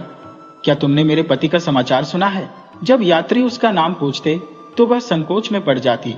उनका नाम जमुना दास है। जब वे गए थे तो लोग उन्हें जमुना कहते थे। यात्रियों का उत्तर अक्सर निराशाजनक होता, नहीं बहन, हमें उनके बारे में कोई जानकारी नहीं है। महिला लंबी सांस लेकर अपने आंसुओं को पोंछती और सिफारिश करती, भाई, जब तुम आगे जाओगे तो कृपया मेरे पति के बारे में पूछताछ करना। अपने लोगों से भी यह अनुरोध करना और इस गरीब बहन का काम जरूर करना। यात्री उसकी बात सुनकर वादा करते, हाँ बहन, इसमें कोई कठिनाई नहीं है। महिला अन्य आने वालों की प्रतीक्षा में समुद्र की ओर नजरें टिकाए रखती। जब कोई दूसरा यात्री वहां से गुजरता तो वह फिर से पूछती, क्या आपने जमुना दास सुमरीवाला को देखा? उत्तर में वही निराशाजनक उत्तर मिलता, नहीं बहन, हमने नहीं देखा। तो आपके पति कितने साल पहले गए थे? भाई, यह 15 वर्ष हो गए हैं। विवाह मंडप से ही वे चले गए थे। तो फिर बहन, कोई बातचीत हुई? नहीं भाई, न कोई पत्र, न कोई समाचार। एक यात्री ने सांत्वना देते हुए कहा, समुद्र देवता है, वे किसी को अधिक दिन नहीं रख सकते। आज नहीं तो कल तुम्हारे पति लौट आएंगे। तुम्हारे मुंह में घी शक्कर भाई, लेकिन कृपया थोड़ा ध्यान रखना, महिला ने कहा। वह कैसा दिखता है? महिला ने नीचे देखते हुए कहा। वह गोरे और मजबूत है, पर मैंने उन्हें ध्यान से नहीं देखा। ऐसा कैसे हो सकता है बहन? भाई, मैं 8 वर्ष की थी जब मेरा विवाह हुआ और वे 16 वर्ष के थे। उनके पिता ने दोबारा विवाह कर लिया और घर में झगड़े होने लगे। तब मेरे पति ने अलग घर बसाने के लिए परदेश में जाकर कमाई करने का निर्णय लिया और यात्रा पर निकल पड़े। मैंने सोचा कि जब तक मैं घर संभालने योग्य बनूं, वे वापस आ जाएंगे, लेकिन अब तक नहीं आए। सागर यात्री सागर के वफादार और साहसी होते हैं। सागर पर उनकी अटूट आस्था होती है। वे आश्वासन देते हुए कहते हैं, बहन, मैं नए सफर पर जाता रहता हूं। अवश्य ही तुम्हारे पति की खोजबीन करूंगा। बाकी सब समय का फेरबदल है। आज दुख है तो कल सुख भी होगा। मैं भी इसी आशा पर जीवित हूं। पिछले 5 वर्षों से सलाया की बंदरगाह पर यह महिला नित्य एक ही सवाल पूछती थी। उसका नाम नाथीबाई था। वह खेलाराम की पुत्री और पंदाया के हरिश्चंद्र की पत्नी थी। गेलाराम की मृत्यु हो चुकी थी और उनके पीछे नाथीबाई और उसकी मां ही अकेली बची थी। मां बेटी गांव में अनाज मजदूरी करके अपना जीवन यापन करती थी। नाथीबाई का पति जमुना दास विवाह के तुरंत बाद ही परदेश चला गया था। पुत्र के ब्याह के बाद उसके पिता ने स्वयं भी पुनः शादी कर ली। घर में नई सासू आई और झगड़े होने लगे। वर्षों तक यही चलता रहा। नाथीबाई रोज बंदरगाह पर जाकर नए मर्दों से अपने पति के बारे में पूछती थी। ये बात गांव में फैल गई और एक दिन सासू ने झगड़ा किया और नाथीबाई को उसकी मां के पास भेज दिया। मां बेटी के बीच भी इस बात को लेकर काफी खींचातानी हुई। नाथीबाई चुपचाप समुद्र के किनारे जाकर पति की खबर लेने लगी। दिन बीतते गए, महीने बीते और वर्षों बीत गए। जमुना दास को गए हुए 15 वर्ष हो गए थे। न उसकी कोई खबर आई, न कोई चिट्ठी। धीरे धीरे उसकी आशा टूटने लगी। धीरज कमजोर पड़ने लगा, परंतु श्रद्धा नष्ट नहीं हुई। मां बेटी का जीवन संघर्षमय बन गया था। अचानक एक दिन आशा की एक किरण जगी। एक सुबह एक आदमी नाथीबाई के घर आया और पूछा, बहन, अब तू सागर किनारे क्यों नहीं आती? 2 दिन से राह देख रहा हूं, तू नहीं आई, इसलिए आज मैं आया हूं। नाथीबाई ने उस आदमी को पहले भी कई बार देखा था और उससे अपने पति के बारे में पूछताछ करती रहती थी। क्या भाई, है कोई समाचार? समाचार तो है बहन, परंतु अच्छा नहीं है। क्या? रोज यही कहती थी, इसलिए मैंने मुंबई में जाकर पूछताछ की और आखिरकार पता लगा ही लिया। आज से 7 वर्ष पहले सुंदर जी का वाहन वतन वापस आ रहा था। उसे चीनी लुटेरों ने पकड़ लिया था और साथ में तेरा पति भी पकड़ा गया था। तब वहां से एक खत अभी से भेजा गया जिसमें तेरे पति का नाम भी था। लगभग 30 आदमी पकड़े गए थे। तो भाई, उन लुटेरों ने बंधुकों को छोड़ने के एवज में कितनी रकम मांगी? पेश की तो सबकी मिलाकर 40,000 कौड़ी मांगी गई। अकेले जमुना दास का 6,000 कौड़ी जितना है। सभी को एक द्वीप पर रखा गया है। यह द्वीप अभी से 150 कोस दूर मध्य समुद्र में स्थित है। वहां समुद्री लुटेरों का ठिकाना है, ऐसा समाचार मिला है। बहुत मेहरबानी भाई।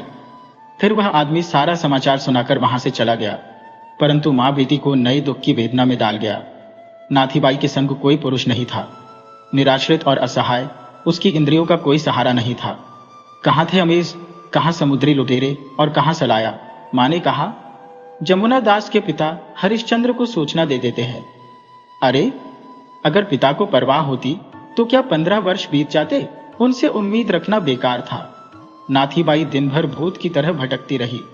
उसका हृदय अनजाने दुख से व्यथित था। कहां जाऊं, किससे पूछूं? समुद्री लुटेरों को कौन पकड़ेगा? वह अपने पति के दर्द की कल्पना करने लगी। कल्पना की तरंगों में उसे अपना दुख थोड़ा कम लगने लगा।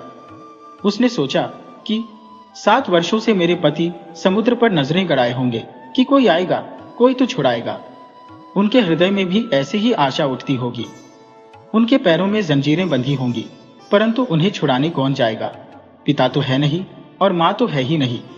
कभी कभी उसके मन में एक विचार कौंधता, क्यों नहीं, उनका कोई नहीं है तो मैं हूं ना, मैं जाऊंगी। विचार दृढ़ता में बदल गया। नाथीबाई ने मन ही मन निर्णय कर लिया कि मैं ही जाऊंगी। वैसे भी इस तरह के अस्त व्यस्त जीवन का क्या फायदा? नाथीबाई ने अपने विचार मां को बताए। माता को बहुत क्रोध आया। उसने बेटी को धमकाया, परंतु नाथीबाई का मन नहीं बदला। आखिरकार माता ने कहा, अगर तुम्हें जाना ही है तो मैं भी साथ आऊंगी। मेरा यहां पर क्या है? मां बेटी ने अपना सलाया का घर बंद कर दिया। अपने घर की सारी वस्तुएं बेच डाली, अपने गहने जेवर तक बेचे। नाथीबाई ने 3,000 कौड़ी का इंतजाम कर लिया। फिर वे दोनों मां बेटी एक व्यापारी के पास गईं। जब उस व्यापारी ने 2 स्त्रियों को बिना किसी पुरुष के आते देखा तो वह हैरान रह गया। उसने मां बेटी के खाने पीने का प्रबंध किया। फिर सेठ बोला, अरे बहन, तूने इतना कष्ट उठाया, इसके लिए तो मैं तुम्हें धन्यवाद देता हूं। परंतु समुद्री लुटेरे दगाखोर होते हैं। वे पेश की भी खा जाते हैं और कैदियों को भी नहीं छोड़ते। नाथीबाई ने कहा, भाई, मैं तो जरूर जाऊंगी। उन लुटेरों के पास भी आदमी होंगे, उनकी भी बहू बेटियां होंगी। उनके समक्ष अपना आंचल फैलाऊंगी, पैर पढ़ूंगी, विनती करूंगी, परंतु अपने पति को वापस लेकर ही आऊंगी। तुम कृपया मेरे लिए एक समुद्री वाहन की व्यवस्था कर दो। उस व्यापारी की आंखों में आंसू आ गए। वह बोला, मैं तुम्हारी हिम्मत को धन्यवाद देता हूं, परंतु लुटेरों के पास अपना समुद्री वाहन कौन भेजेगा? नाथीबाई ने कहा, कोई भी उपाय करो। टूटा फूटा तेल जैसा कोई भी समुद्री वाहन मुझे चलेगा। मैं जिंदगी भर तुम्हें आशीर्वाद दूंगी। तब सेठ सिर पर हाथ रखकर सोचने लगा और बोला, बहन, अगर तेरी मदद नहीं की तो भगवान को मैं क्या मुंह दिखाऊंगा? तुम ठहरो, मैं सांझ तक कुछ व्यवस्था करता हूं। शाम तक सेठ ने एक भारी रकम चुकाकर उनके लिए एक नौका का इंतजाम कर दिया। फिर सेठ बोला, बहन, मैं तुम्हें रोकूंगा नहीं, पर अकेले जाने भी नहीं दूंगा। यह मेरा इकलौता पुत्र हासम है, इसे तुम्हारे साथ भेजता हूं। यह उन लुटेरों और तुम्हारी भाषा दोनों जानता है, तो यह तुम्हारी मदद जरूर करेगा। रात के समय में नाथीबाई, उनकी माता और सेठ का जवान बेटा हासम, ये तीनों यात्री उस नौका पर रवाना हो गए।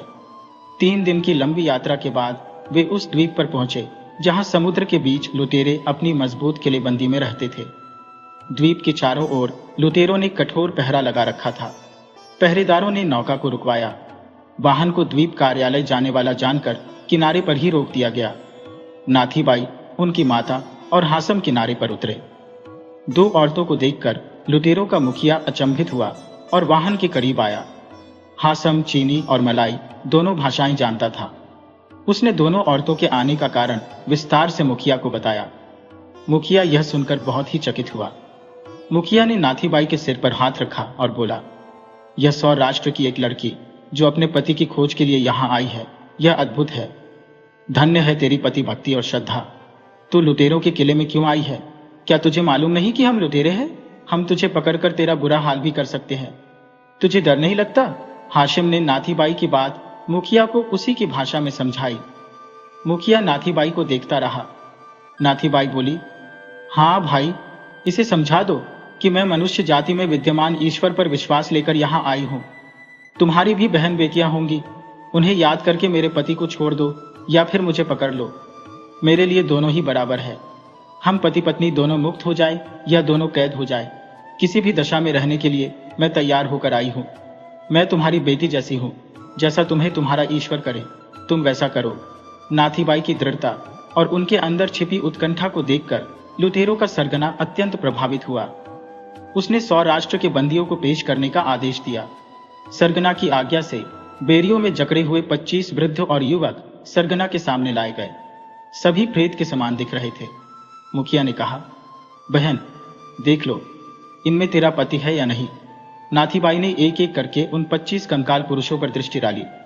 उनके चेहरों पर पीला पीलापन और सूखी हुई चमड़ी देखकर उसने अनुमान लगाया। सरगना ने जोर से आवाज लगाई, जमुना दास, अगर कोई है तो सामने आए। 30 साल के होते हुए भी 60 साल के बूढ़े जैसे दिखने वाला एक व्यक्ति आगे बढ़ा। नाथीबाई ने उसे पहचान लिया और अपनी मां की ओर देखा। उनकी मां की आंखों से अश्रु बहने लगे। नाथीबाई बोली, हाँ भाई, यही है। इतना कहकर नाथीबाई ने सरगना के पैरों में वह धनराशि रख दी जो वह साथ लाई थी। मुखिया ने उसे रोकते हुए कहा, बस बहन, बहुत हुआ। हमारे यहाँ की बर्बरता और निर्दयता की बातें सुनकर मर्द भी कांप जाते हैं। फिर तू इतनी दूर से चलकर यहां तक आई है। तेरे जैसी पवित्र औरत की कुर्बानी मैं समझता हूं। अगर हमारे घर में तेरी जैसी मां, बहन या बेटी होती तो हम लुटेरे नहीं बनते। इसीलिए पुत्री, यह धनराशि अपने पास ही रख ले और अपने पति को ले जा। मैंने उसे बहुत कष्ट दिए हैं, मुझे माफ कर देना। नाथीबाई सरगना के सामने झुक गई और हाथ जोड़कर विनती करने लगी, यह बाकी सभी कैदी भी मेरे देश के बंधु हैं, इन्हें भी मुझे दे दो। मुखिया ने सभी कैदियों को मुक्त करने का आदेश दिया। एक दिलद्रव क्षण में जो विशालकाय आदमी के हृदय को भी पिघला गया, नाथीबाई अपने पति और अन्य 30 बंदियों को लेकर वापस अपने गांव लौटी। इस प्रकार नाथीबाई ने अपने पति को लुटेरों के चंगुल से मुक्त कराकर अपने गांव में सुख शांति से जीवन बिताया।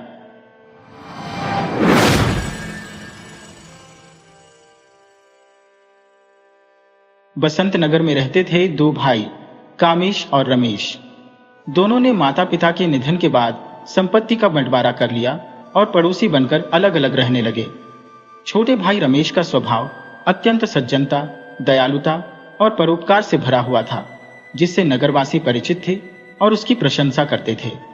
रमेश की नेकदिली ने उसे पूरे इलाके में प्रसिद्ध बना दिया था। इसके विपरीत बड़ा भाई कामेश रमेश की इस लोकप्रियता से ईर्ष्या करता था। कामेश सदा यह प्रयास करता था कि किसी न किसी प्रकार से वह रमेश से श्रेष्ठ सिद्ध हो। उसकी यह ईर्ष्या तब और बढ़ गई जब रमेश को हाल ही में अप्रत्याशित रूप से 2000 रुपये की राशि वापस मिली।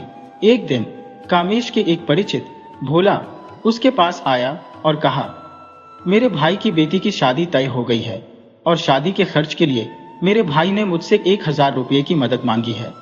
मेरे पास रकम नहीं है, लेकिन मैं 2000 नारियल आधे रुपये में बेचने के लिए तैयार हूं। अगर तुम खरीद लो तो न केवल तुम्हें लाभ होगा, बल्कि एक लड़की की शादी में भी सहायता होगी। कामेश ने तुरंत सोचा कि यह रमेश को नीचा दिखाने का एक बेहतरीन मौका है। उसने भोला से कहा, मेरे पास अभी रकम नहीं है, पर मेरे छोटे भाई रमेश के पास है। वह परोपकारी है, शायद वह तुम्हारी मदद कर सके। कामेश भोला को रमेश के घर ले गया। जब वे रमेश के घर पहुंचे तो वहां गांव के कुछ प्रमुख लोग भी मौजूद थे और रमेश उनसे परोपकार के विषय में चर्चा कर रहा था। कामेश ने भोला का परिचय कराया और रमेश से कहा, मेरे पास अभी धन नहीं है, इसलिए इसे मैं तुम्हारे पास लाया हूं। तुम इसके नारियल खरीद लो और हमारे गांव की इज्जत बचा लो। वहां उपस्थित लोगों ने तुरंत कामेश की नीयत समझ ली। उनमें से एक ने कहा, अभी नारियल की मांग नहीं है, ऐसे में 2000 नारियल खरीदकर रमेश क्या करेगा? क्यों कहे कि वह अनोखा है? वह अवश्य ही यह माला खरीदेगा, क्योंकि इसके पीछे मंशा भी सही है, इसलिए उसे लाभ भी होगा। रमेश ने तुरंत कहा, ऊपर तथास्तु देवता है। हमारे कामेश ने अच्छे इरादे से ये बात कही है, इसलिए देवता भी तथास्तु ही कहेंगे। इस प्रकार कामेश ने भोला की सारी नारियल खरीद लिए। कामेश इस बात से अत्यधिक प्रसन्न था कि उसने रमेश को भोला के नारियल बेचकर एक तीर से 2 निशाने साध लिए। उसने भोला से वाहवाही भी ले ली और रमेश को नुकसान भी पहुंचा दिया। इस घटना के कुछ ही दिनों बाद प्रदेश के राजा ने अपनी प्रजा की खुशी के लिए एक यज्ञ का आयोजन किया। इसके लिए नारियल की आवश्यकता थी और व्यापारी सस्ते दामों में उन्हें दूसरे प्रदेशों में बेच रहे थे। इसलिए राजा को दूसरे प्रदेशों से नारियल का आयात करना पड़ा। मांग को ध्यान में रखते हुए दूसरे प्रदेश के व्यापारियों ने भी नारियल के भाव बढ़ा दिए, जिससे प्रत्येक नारियल का मूल्य 4 हो गया। राजा ने अपने मंत्रियों को बुलाकर कहा, यह दूसरे प्रदेश के व्यापारी हमारी जरूरत का फायदा उठा रहे हैं। वे हमारे ही प्रदेश से सस्ते दाम पर नारियल खरीदते हैं और इसी प्रदेश में महंगा बेच रहे हैं। क्यों नहीं हम पहले नारियल अपने प्रदेश से ही लेने का प्रयास करें? इसलिए प्रदेश भर में मुनादी पिटवा दीजिए कि हर नारियल पर हम 2 चुकाएंगे। हमारे प्रदेश के व्यापारी जो नारियल हमें बेचेंगे उन्हें हम खरीद लेंगे। अगर कोई कमी पड़ी तभी दूसरे प्रदेशों से नारियल मंगवाएंगे। इससे हमारे प्रदेश के लोगों को अधिक लाभ होगा। राजा की यह घोषणा सुनकर कामेश चौंक गया और रमेश के प्रति ईर्ष्या और क्रोध से जलने लगा। उसी जलन में वह तुरंत रमेश से मिलने चला गया। दूसरी तरफ राजा की घोषणा सुनकर दूसरे ही दिन गांव के प्रमुख रमेश का अभिनंदन करने के लिए उसके घर आए। रमेश ने उन लोगों से कहा, यह सब तो कामेश की मेहरबानी है। उसके मुंह से एक अच्छी बात क्या निकली? तथास्तु। देवताओं ने भी तथास्तु कहा। तभी वहां पर कामेश पहुंच गया और उसने कहा, मैं मानता हूं कि ऊपर तथास्तु देवता होते हैं, पर तुम्हें पहले से ही राजा की घोषणा की जानकारी थी। व्यापार में हम कहीं एक दूसरे के प्रतिद्वंदी न बने, इसलिए तुमने यह बात मुझसे भी छिपाई और बाकी सभी से भी। पूरा लाभ तुम खुद उठाना चाहते थे, इसलिए तुमने भोला से भी इस बारे में कोई बात नहीं की। यह सुनकर वहां पर उपस्थित सभी प्रमुख लोग हैरान रह गए। फिर कामेश जोश में आकर कहने लगा, तुम कब से हो अपने को अच्छा कहलाने के लिए? तुमने यह किया है। तुम्हें राजा की घोषणा की पहले से ही जानकारी थी। व्यर्थ में ही जोश में मत आना कामेश। तुम ही भोला को साथ लेकर आए थे और उसकी सहायता करने की विनती तुम ही ने की थी और तुम ही ने नारियल खरीदने की सलाह भी दी थी। मैं थोड़े ही उसके पास गया था और माला बेचने के लिए कहा, तब मुझमें पर यह दोष कैसे मर सकते हो? इस पर कामेश दश में आकर कुछ और कहने ही वाला था। इतने में भोला भी वहां पर आया। भोला को रमेश ने ही बुलाया था और उसे पहले ही बता दिया था कि माला को बेचने से जो भी लाभ होगा उसे आधा आधा बांट लिया जाएगा। यह सत्य जानकर कामेश हक्का बक्का रह गया। इस प्रकार कामेश एक बार फिर रमेश के हाथों पराजित हुआ और रमेश पुनः एक परोपकारी, सच्चा और ईमानदार व्यक्ति साबित हुआ। प्रतापगढ़ का राजा मंगलसेन एक वीर और प्रकृति प्रेमी शासक था, जिसका राज्य दूर दूर तक फैला हुआ था। वह प्रतिदिन शाम को एक जनसभा आयोजित करता था, जिसमें जनता की समस्याओं को सुनता और उन्हें हल करने का हर संभव प्रयास करता। उसकी प्रजा अपने राजा को अत्यधिक पसंद करती थी, क्योंकि वह दिन दुखियों की सेवा को अपना धर्म समझता था। वह जरूरतमंदों को रोटी, कपड़ा और धन दान में दिया करता था। उसकी प्रजा को उससे किसी प्रकार की शिकायत नहीं थी और पूरे राज्य में सुख और शांति का माहौल था। राजा ने अपने राज्य की सुरक्षा के लिए हाथी और घोड़ों की एक मजबूत सेना तैयार कर रखी थी। स्वयं राजा भी घुड़सवारी का बेहद शौकीन था और उसका प्रिय घोड़ा पवन था। पवन का जैसा नाम था वैसे ही उसकी तेज गति थी। जब वह दौड़ता था तो ऐसा लगता था कि वह हवा में उड़ रहा हो। उसकी पवन गति और ऊंची कदकाठी की चर्चा दूर दूर तक थी। राजा मंगलसेन पवन को अपने पुत्र के समान प्यार करता था। राजा के जंगलों में कुछ कुख्यात डाकुओं का डेरा जमा हुआ था, जिनका सरदार गुलाब सिंह था। गुलाब सिंह जहां भी जाता वहां अपना आतंक फैला देता था और लोग उसके नाम से डरते थे। राजा के सिपाहियों को जब भी डाकुओं के हमले की खबर मिलती, वे तुरंत वहां पहुंचते, लेकिन तब तक डाकू भाग चुके होते। सिपाहियों ने जंगलों में डाकुओं को खोजने के लिए कई बार प्रयास किया, लेकिन वे असफल रहे। राजा चाहता था कि डाकुओं को पकड़कर उन्हें मौत की नींद सुला दिया जाए, ताकि राज्य में शांति बनी रहे। एक बार राजा के शाही मेहमान खाने में एक मेहमान आकर ठहरा। उसकी खूब खातिरदारी की गई। तीसरे दिन जाते वक्त मेहमान ने राजा से मिलने की इच्छा व्यक्त की, तो सिपाहियों ने राजा को इसकी सूचना दी। राजा ने मेहमान को अपने पास बुलवाया। मेहमान बोला, मैंने सुना है कि आप अपनी जनता की सभी जरूरतों और इच्छाओं को पूरा करते हैं। क्या यह बात सही है? राजा बोला। क्या आपको लगता है कि आपकी खातिरदारी में कोई कमी रह गई है? आप मुझे बताएं, मैं आपकी इच्छा अवश्य पूरी करूंगा। राजा ने मेहमान को 10 बोरे अनाज और ढेर सारी स्वर्ण मुद्राएं भेंट कर दी। हम नहीं चाहते कि हमारे राज्य में किसी को किसी प्रकार की परेशानी हो। तभी मेहमान बोला, हमारे यहाँ घोड़ों की भी बहुत जरूरत रहती है। आने जाने के लिए जितने भी घोड़े हो कम ही रहते हैं। राजा बोले, आप हमारे मेहमान हैं और आपने आज हमसे कुछ मांगा है, हम आपको घोड़ा अवश्य देंगे।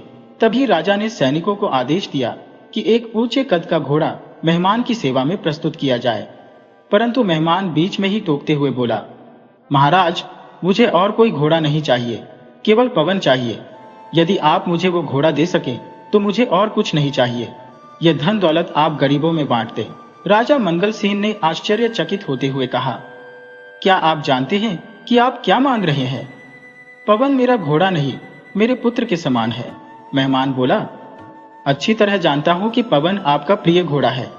उसके कद काठी और रूप रंग की चर्चा मैंने खूब सुनी है। इसी कारण मैं पवन को पाना चाहता हूं। मेहमान की बात सुनकर राजा असमंजस में पड़ गया।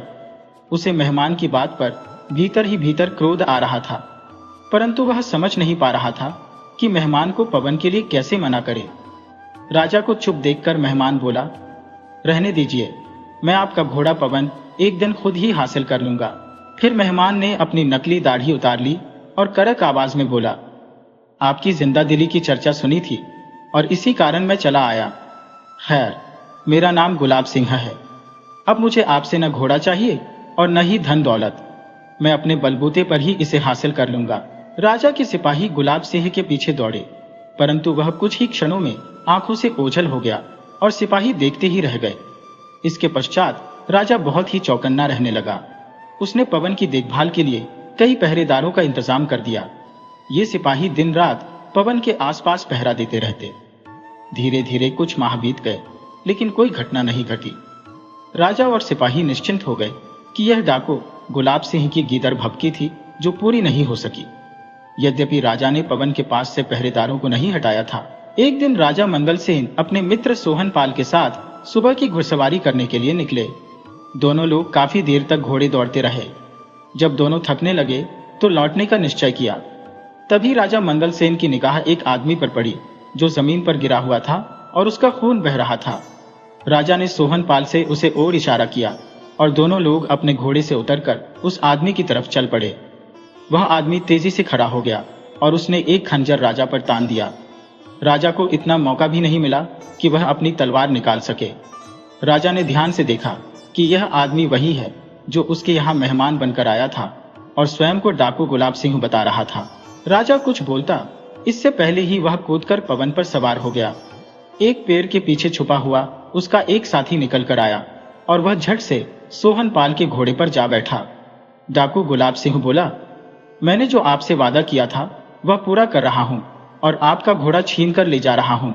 राजा के कुछ कहने से पहले ही गुलाब सिंह और उसके साथी ने घोड़े को दौड़ाने की कोशिश की, पर पवन अपने मालिक को पहचानता था और आगे बढ़ने से इनकार कर दिया। पवन ने अपनी अगली दोनों टांगें ऊपर उठाकर जोर से झटका मारा, जिससे गुलाब सिंह नीचे गिर पड़ा। सोहन पाल के घोड़े ने भी गुलाब सिंह के साथी को गिरा दिया। मंगल सेन यह दृश्य देख रहा था, पर वह कुछ नहीं बोला। गुलाब सिंह और उसके साथी ने कई बार घोड़े पर चढ़कर भागने की कोशिश की, लेकिन घोड़े ने हर बार उनके प्रयास को निष्फल कर दिया। तभी राजा मंगल सेन डाकू गुलाब सिंह के पास आया और बोला, तुम जानते हो कि मैं पवन को अपने बेटे के समान प्यार करता हूँ, फिर भी तुम इसे छीन कर ले जाने का प्रयास कर रहे हो। मैं तुम्हें पवन को सौंप देता हूँ, पर याद रखना कि तुम मेरे घोड़े को नहीं, मेरे पुत्र को ले जाओगे। यदि कभी भविष्य में तुम अपने बेटे से बिछड़ोगे तो यह दर्द अवश्य महसूस करोगे जो मैं आज महसूस करूंगा। यह कहकर मंगल सेन ने घोड़े की पीठ पर हाथ फेरा, मानो उसे गुलाब सिंह के साथ जाने की अनुमति दे रहे हो। पवन अपने मालिक का इशारा समझ गया और वह चुपचाप गुलाब सिंह को लेकर चला गया। अपने ठिकाने पर पहुंचकर डाकू गुलाब सिंह बार बार सोचता रहा। उसके सामने उसकी पत्नी और उसका 6 माह का बच्चा था। आज न जाने क्यों गुलाब सिंह का पत्थर दिल पिघलने लगा था। वह बार बार अपने पुत्र को प्यार करने लगा और राजा की बात याद करने लगा। उसे ऐसा महसूस हो रहा था कि यदि वह अपने पुत्र से बिछड़ गया तो वह यह दुख बर्दाश्त नहीं कर सकेगा। उसकी पत्नी भी पुत्र वियोग में रो रो कर पागल हो जाएगी। गुलाब सिंह सोचने लगा कि उसने आज तक अनगिनत लोगों की जान ली है, उन्हें लूटा है, उन्हें घायल किया है। वे सब भी तो किसी के पुत्र या पिता होंगे।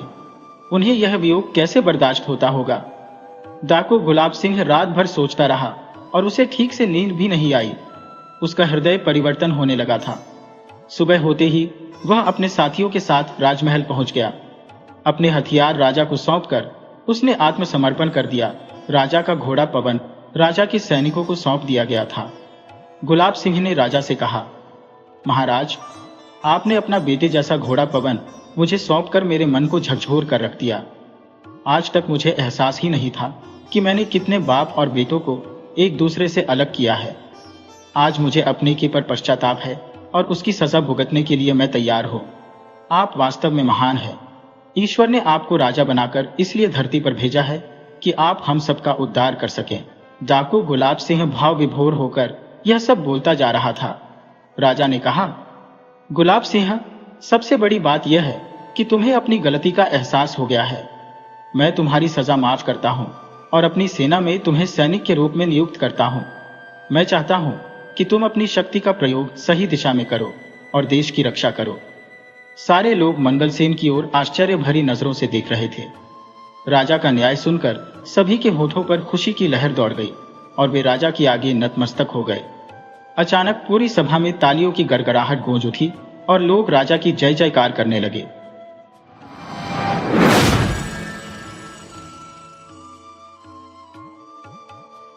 राम प्रकाश जी की निगाहें अपनी पत्नी सुधा पर जमी थी, जो बुखार में भी रसोई के काम में जुटी थी। उनकी बेचैनी बढ़ रही थी। कुछ समय पहले उनके बेटे अमित के बोले गए कठोर शब्द अब भी उनके कानों में गूंज रहे थे। जब राम प्रकाश जी नौकरी कर तनख्वाह लाते थे तो अमित बिना किसी हिचकिचाहट के उनकी सभी आवश्यकताएं पूरी कर देता था। यह सब उनके बेटे पर विश्वास का कारण बना। लेकिन हाल ही में जब उन्हें दिल का दौरा पड़ा और अस्पताल में इलाज कराया गया तो खर्चे ने उनकी बचत को कम कर दिया। अस्पताल से लौटने के बाद अब वह घर पर आराम कर रहे थे। जब उन्होंने अपने बेटे से अपनी और सुधा की दवाइयां लाने के लिए कहा तो अमित ने सख्त जवाब दिया, पिताजी, मेरे पास अभी पैसे नहीं हैं। आपकी पेंशन का पैसा भी आपके इलाज में खर्च हो गया है। 2 दिन बाद जब पेंशन आएगी तब दवाइयां लाऊंगा।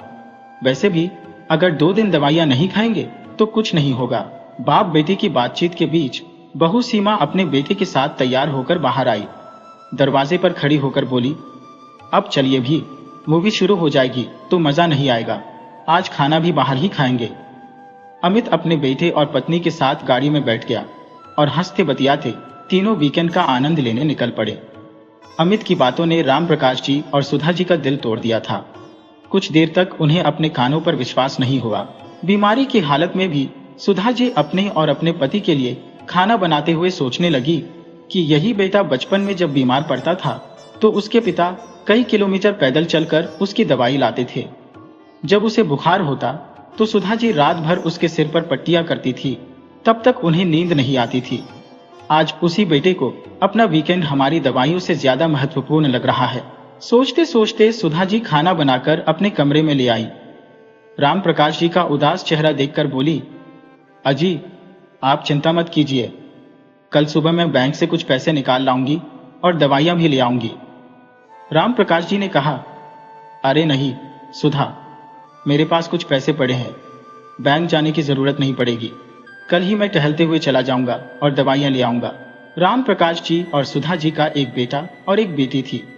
बेटी की शादी 2 साल पहले ही कर चुके थे। राम प्रकाश जी को रिटायर हुए 1 साल ही हुआ था और इतने कम समय में ही वह अपने बेटे और बहू के लिए बोझ बन गए थे।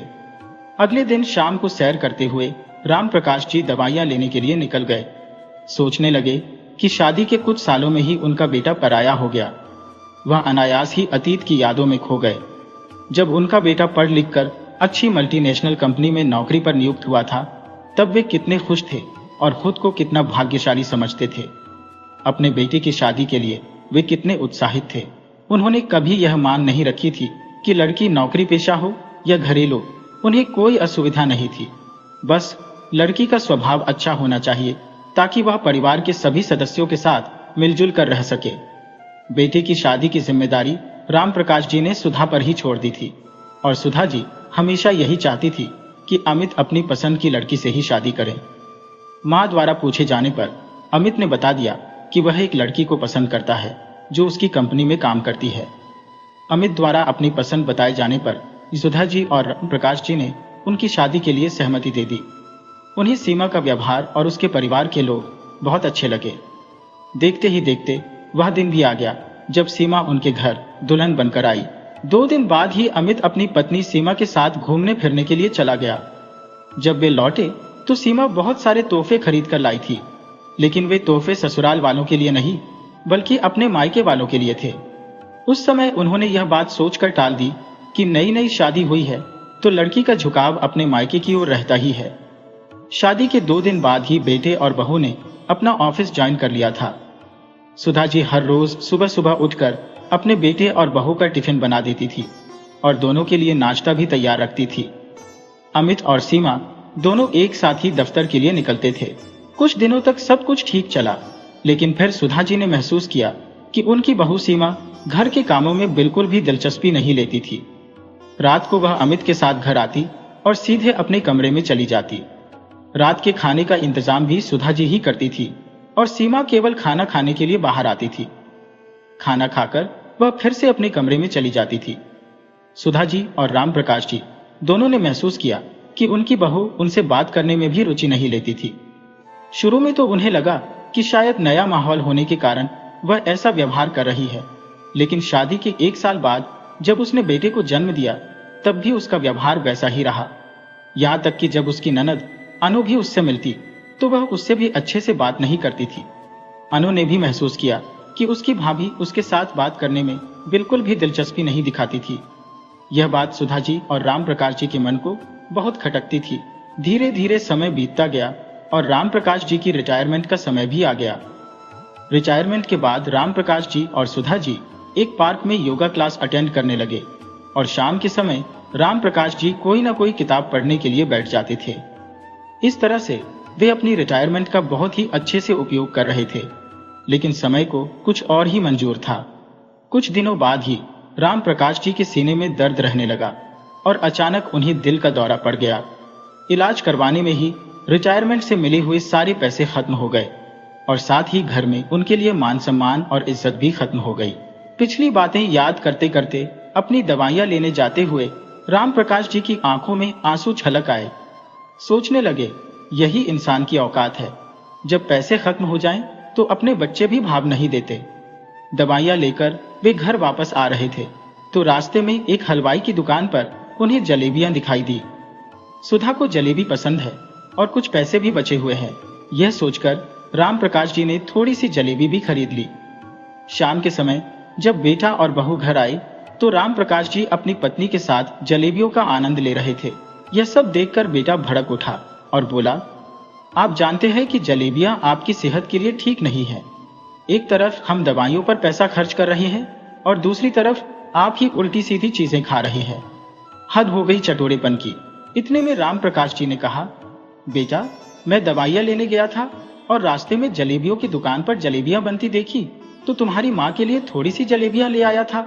यह सुनकर बहू बोली, लेकिन कल तक तो आपके पास दवाई के लिए पैसे नहीं थे, तो आज ये जलेबियां कहां से आ गईं? राम प्रकाश जी ने उत्तर दिया, बहू, मेरे पास कुछ पैसे पड़े हुए थे, उन्हीं से ये लेकर आया हूं। और वैसे भी मुझे नहीं लगता कि मुझे तुम्हें इस बात के लिए कोई सफाई देने की जरूरत है। बहू ने ताना मारते हुए कहा, हम दिन भर काम करके पैसा कमाकर लाते हैं और आप यूं ही उड़ा रही हैं। एक तो आपकी बीमारी के कारण रिटायरमेंट के सारे पैसे खत्म हो गए, ऊपर से दवाइयों के खर्चे के कारण हम पर आपका बोझ बढ़ गया है। अमित ने पिता को जली कटी सुनाई तो बहू ने भी ताना देते हुए कहा, पिताजी, आप ऐसे फालतू बैठकर अखबार पढ़ते रहते हैं, इससे अच्छा आप कोई नौकरी क्यों नहीं कर लेते? कुछ आमदनी भी हो जाएगी और वैसे भी जब तक हाथ पैर चल रहे हैं तब तक कोई ना कोई काम करते रहना चाहिए।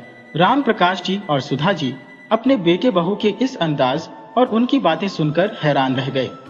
राम प्रकाश जी बोले, कैसी बात करती हो बहू? हम दोनों क्या तुम लोगों के ऊपर अब बोझ हो गए हैं? हाँ मां जी, बोझ नहीं तो और क्या। कोई भी बेकार और खाली इंसान दूसरे इंसान के ऊपर बोझ ही बन जाता है। जब पिताजी बाहर जाकर दवाइयां ला सकते हैं तो बाहर जाकर नौकरी क्यों नहीं कर सकते? बहू के मुंह से इतनी अपमानजनक बातें सुनकर राम प्रकाश जी को तो जैसे काटो तो खून नहीं। उन्होंने अपने बेटे की तरफ देखा। वह चुपचाप खड़ा था, जैसे पत्नी की बात में ही अपनी सहमति जता रहा हो। उधर सुधा जी को यह सोचकर हैरानी हो रही थी कि जिस आदमी ने हमेशा डटकर काम किया था, जिसकी ईमानदारी के चर्चे पूरे शहर में होते थे, जिसने अपने बच्चों की शिक्षा के लिए कोई कमी नहीं छोड़ी, उस आदमी के स्वाभिमान को कितनी ठेस पहुंची होगी। यह सोचकर सुधा जी ने पीछे मुड़कर देखा तो हैरान रह गई। उनके भैया और भाभी दरवाजे पर खड़े थे। उनके चेहरे के भाव से यह साफ दिख रहा था कि उन्होंने सारी बातें सुन ली हैं। जैसे ही सुधा जी ने अपने भाई की तरफ देखा, वह अपने आंसुओं के सैलाब को रोक ना पाई। भैया और भाभी रात को राम प्रकाश जी के घर पर ही रुके। अगले दिन सुबह जब अमित अपनी पत्नी के साथ नौकरी पर चला गया तो सुधा जी राम प्रकाश जी से कहने लगी, अब हम इस घर में एक पल के लिए भी नहीं रहेंगे। यह सुनकर सुधा जी को शांत कराते हुए उनका बड़ा भाई बोला, सुधा, यह तुम कैसी बातें करती हो? ये घर आप दोनों का खरीदा हुआ है और आप दोनों इस घर को छोड़कर क्यों जाएंगे? अगर किसी को जाना ही होगा तो वह आपका बेटा और बहू होंगे। उन दोनों की बातों ने राम प्रकाश जी और सुधा जी को बहुत हौसला दिया, लेकिन जब वे चले गए तो घर में शांति सी छा गई। सुधा जी वैसे ही खाना बनाती रही। अमित और सीमा बेशर्म बनकर नाश्ता करते, अपना टिफिन ले जाते और रात को खाना बाहर से ही खाकर आते। राम प्रकाश जी के दिमाग में क्या चल रहा था यह कोई नहीं जानता था। वह रोज सुबह निकल जाते और शाम को घर वापस लौटते। सुधा जी भी जब पूछती तो यही जवाब देते कि वक्त आने पर बताऊंगा। एक दिन राम प्रकाश जी ने घर पर एक छोटी सी पार्टी रखी। अपने कुछ दोस्तों को बुलाया। बहुत दिनों बाद घर पर खुशी का माहौल बन गया। घर का माहौल देखकर बेटा और बहू हैरान रह गए। सोचने लगे कि ऐसा क्या हो गया जो घर पर ये सब लोग आए हुए हैं। पिताजी, आज कोई पार्टी है क्या जो आपके दोस्त घर पर इकट्ठा हो रहे हैं? अमित ने पूछा। राम प्रकाश जी ने कहा, इतनी भी क्या जल्दी है बेटा, अभी थोड़ी देर में बताता हूँ, सब्र करो, लो जलेबियां खाओ। जब सब लोग पहुंच गए तो राम प्रकाश जी के एक मित्र ने कहा, अरे भाई, अब राज खोल भी दो कि तुमने हम सबको यहाँ पर क्यों बुलाया है।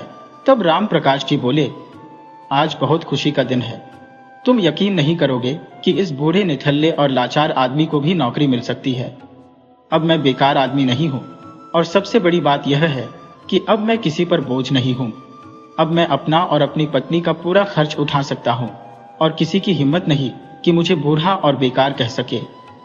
यह कहकर उन्होंने अपने बेटे और बहू की तरफ देखा और अपने मित्र सतीश कुमार का आभार व्यक्त करते हुए बोले, आज मेरे मित्र के कारण मुझे नौकरी मिल पाई है। इन्होंने अपने दफ्तर में मुझे अकाउंटेंट की नौकरी दे दी है, जहां मेरा वेतन भी बहुत अच्छा है और इसी खुशी में मैंने आज सबके लिए पार्टी रखी है। सभी लोग खा पीकर और बधाइयां देकर चले गए। जब सब लोग चले गए तो राम प्रकाश जी ने अपने बेटे और बहू को बुलाया और कहा, बेटा, यदि आज तुम अफसर बनकर खड़े हो तो इसमें मेरा और तुम्हारी माँ का बराबर का योगदान है। तुम्हारी माँ ने दिन रात तुम्हें पढ़ाने के लिए प्रेरित किया और तुम शायद यह भूल रहे हो कि मेरे रिटायर होने से पहले तक घर का खर्च मेरी तनख्वाह से ही चलता था और तुम अपनी सारी तनख्वाह बचा लेते थे। आज यदि हमारी दवाइयों पर कुछ पैसे खर्च करने की बात आई तो तुमने हमें कोड़ा जवाब दे दिया। तुम्हें शायद हमारी आवश्यकता नहीं है, लेकिन हम दोनों को एक दूसरे की बहुत ही आवश्यकता है। तुम तो जब चाहे घूमने निकल जाते हो और बाहर खाना खाकर आते हो, लेकिन हम दोनों एक दूसरे का ही सहारा है। अपने पिता की बातें सुनकर अमित को अपनी गलती का एहसास हो रहा था और वह मन ही मन बेहद शर्मिंदा भी हो रहा था, लेकिन बहू के चेहरे पर शिकन तक न थी। राम प्रकाश जी ने उन्हें आदेश दिया, बेटा, तुम दोनों 15 दिन के अंदर अंदर अपने लिए नया मकान देख लो, क्योंकि मैं अपने इस घर में अपनी मर्जी के अनुसार रहना चाहता हूँ। मैं नहीं चाहता कि मेरे घर में ऐसे लोग रहें जो मुझे बेकार समझते हैं। अब यह बूढ़ा स्वाभिमान के साथ जीना चाहता है। यह सुनकर अमित सन्न रह गया और बहू का मुंह खुला का खुला रह गया। बहू बेटा दोनों जानते थे कि मुंबई जैसे शहर में किराए का घर ढूंढने का मतलब है कि आधी तनख्वाह उसी में निकल जाएगी और घर के बाकी खर्चे अलग से। अमित ने अपनी पत्नी सीमा को माफी मांगने के लिए कहा तो दोनों एकाएक माता पिता के चरणों में गिर पड़े और बोले, हमें माफ कर दीजिए पिताजी, हमसे बड़ी ही गलती हो गई। अमित बेटा, हमें तुमसे कोई गिला नहीं है, लेकिन तुम्हारे पिताजी जो भी कह रहे हैं वह भी गलत नहीं है। तुम्हें 15 दिन के अंदर अंदर अपना आशियाना ढूंढना ही पड़ेगा ताकि हम अपना जीवन स्वाभिमान के साथ जी सके। तुम मेरे बेटे हो, इसीलिए मैं चाहकर भी तुमसे मुंह नहीं मोड़ सकती, लेकिन मुझे अपने पति का स्वाभिमान भी उतना ही प्यारा है। बेटा, हम भारतीयों का दिल कुछ ऐसा ही होता है कि बेटा कितना भी बुरा क्यों ना कर ले, उसके लिए अच्छा ही सोचते हैं। इसीलिए हम दोनों ने यह फैसला लिया है कि जब तक हम जिंदा हैं, इस मकान पर हमारा हक रहेगा और हमारे मरने के बाद यह मकान तुम्हारा होगा। आज अमित और सीमा को अपने की पर पछतावा हो रहा था। आज उन्हें समझ में आ रहा था कि अपने पिताजी के स्वाभिमान को ठेस पहुंचाकर उन्होंने कितनी बड़ी भूल कर दी थी।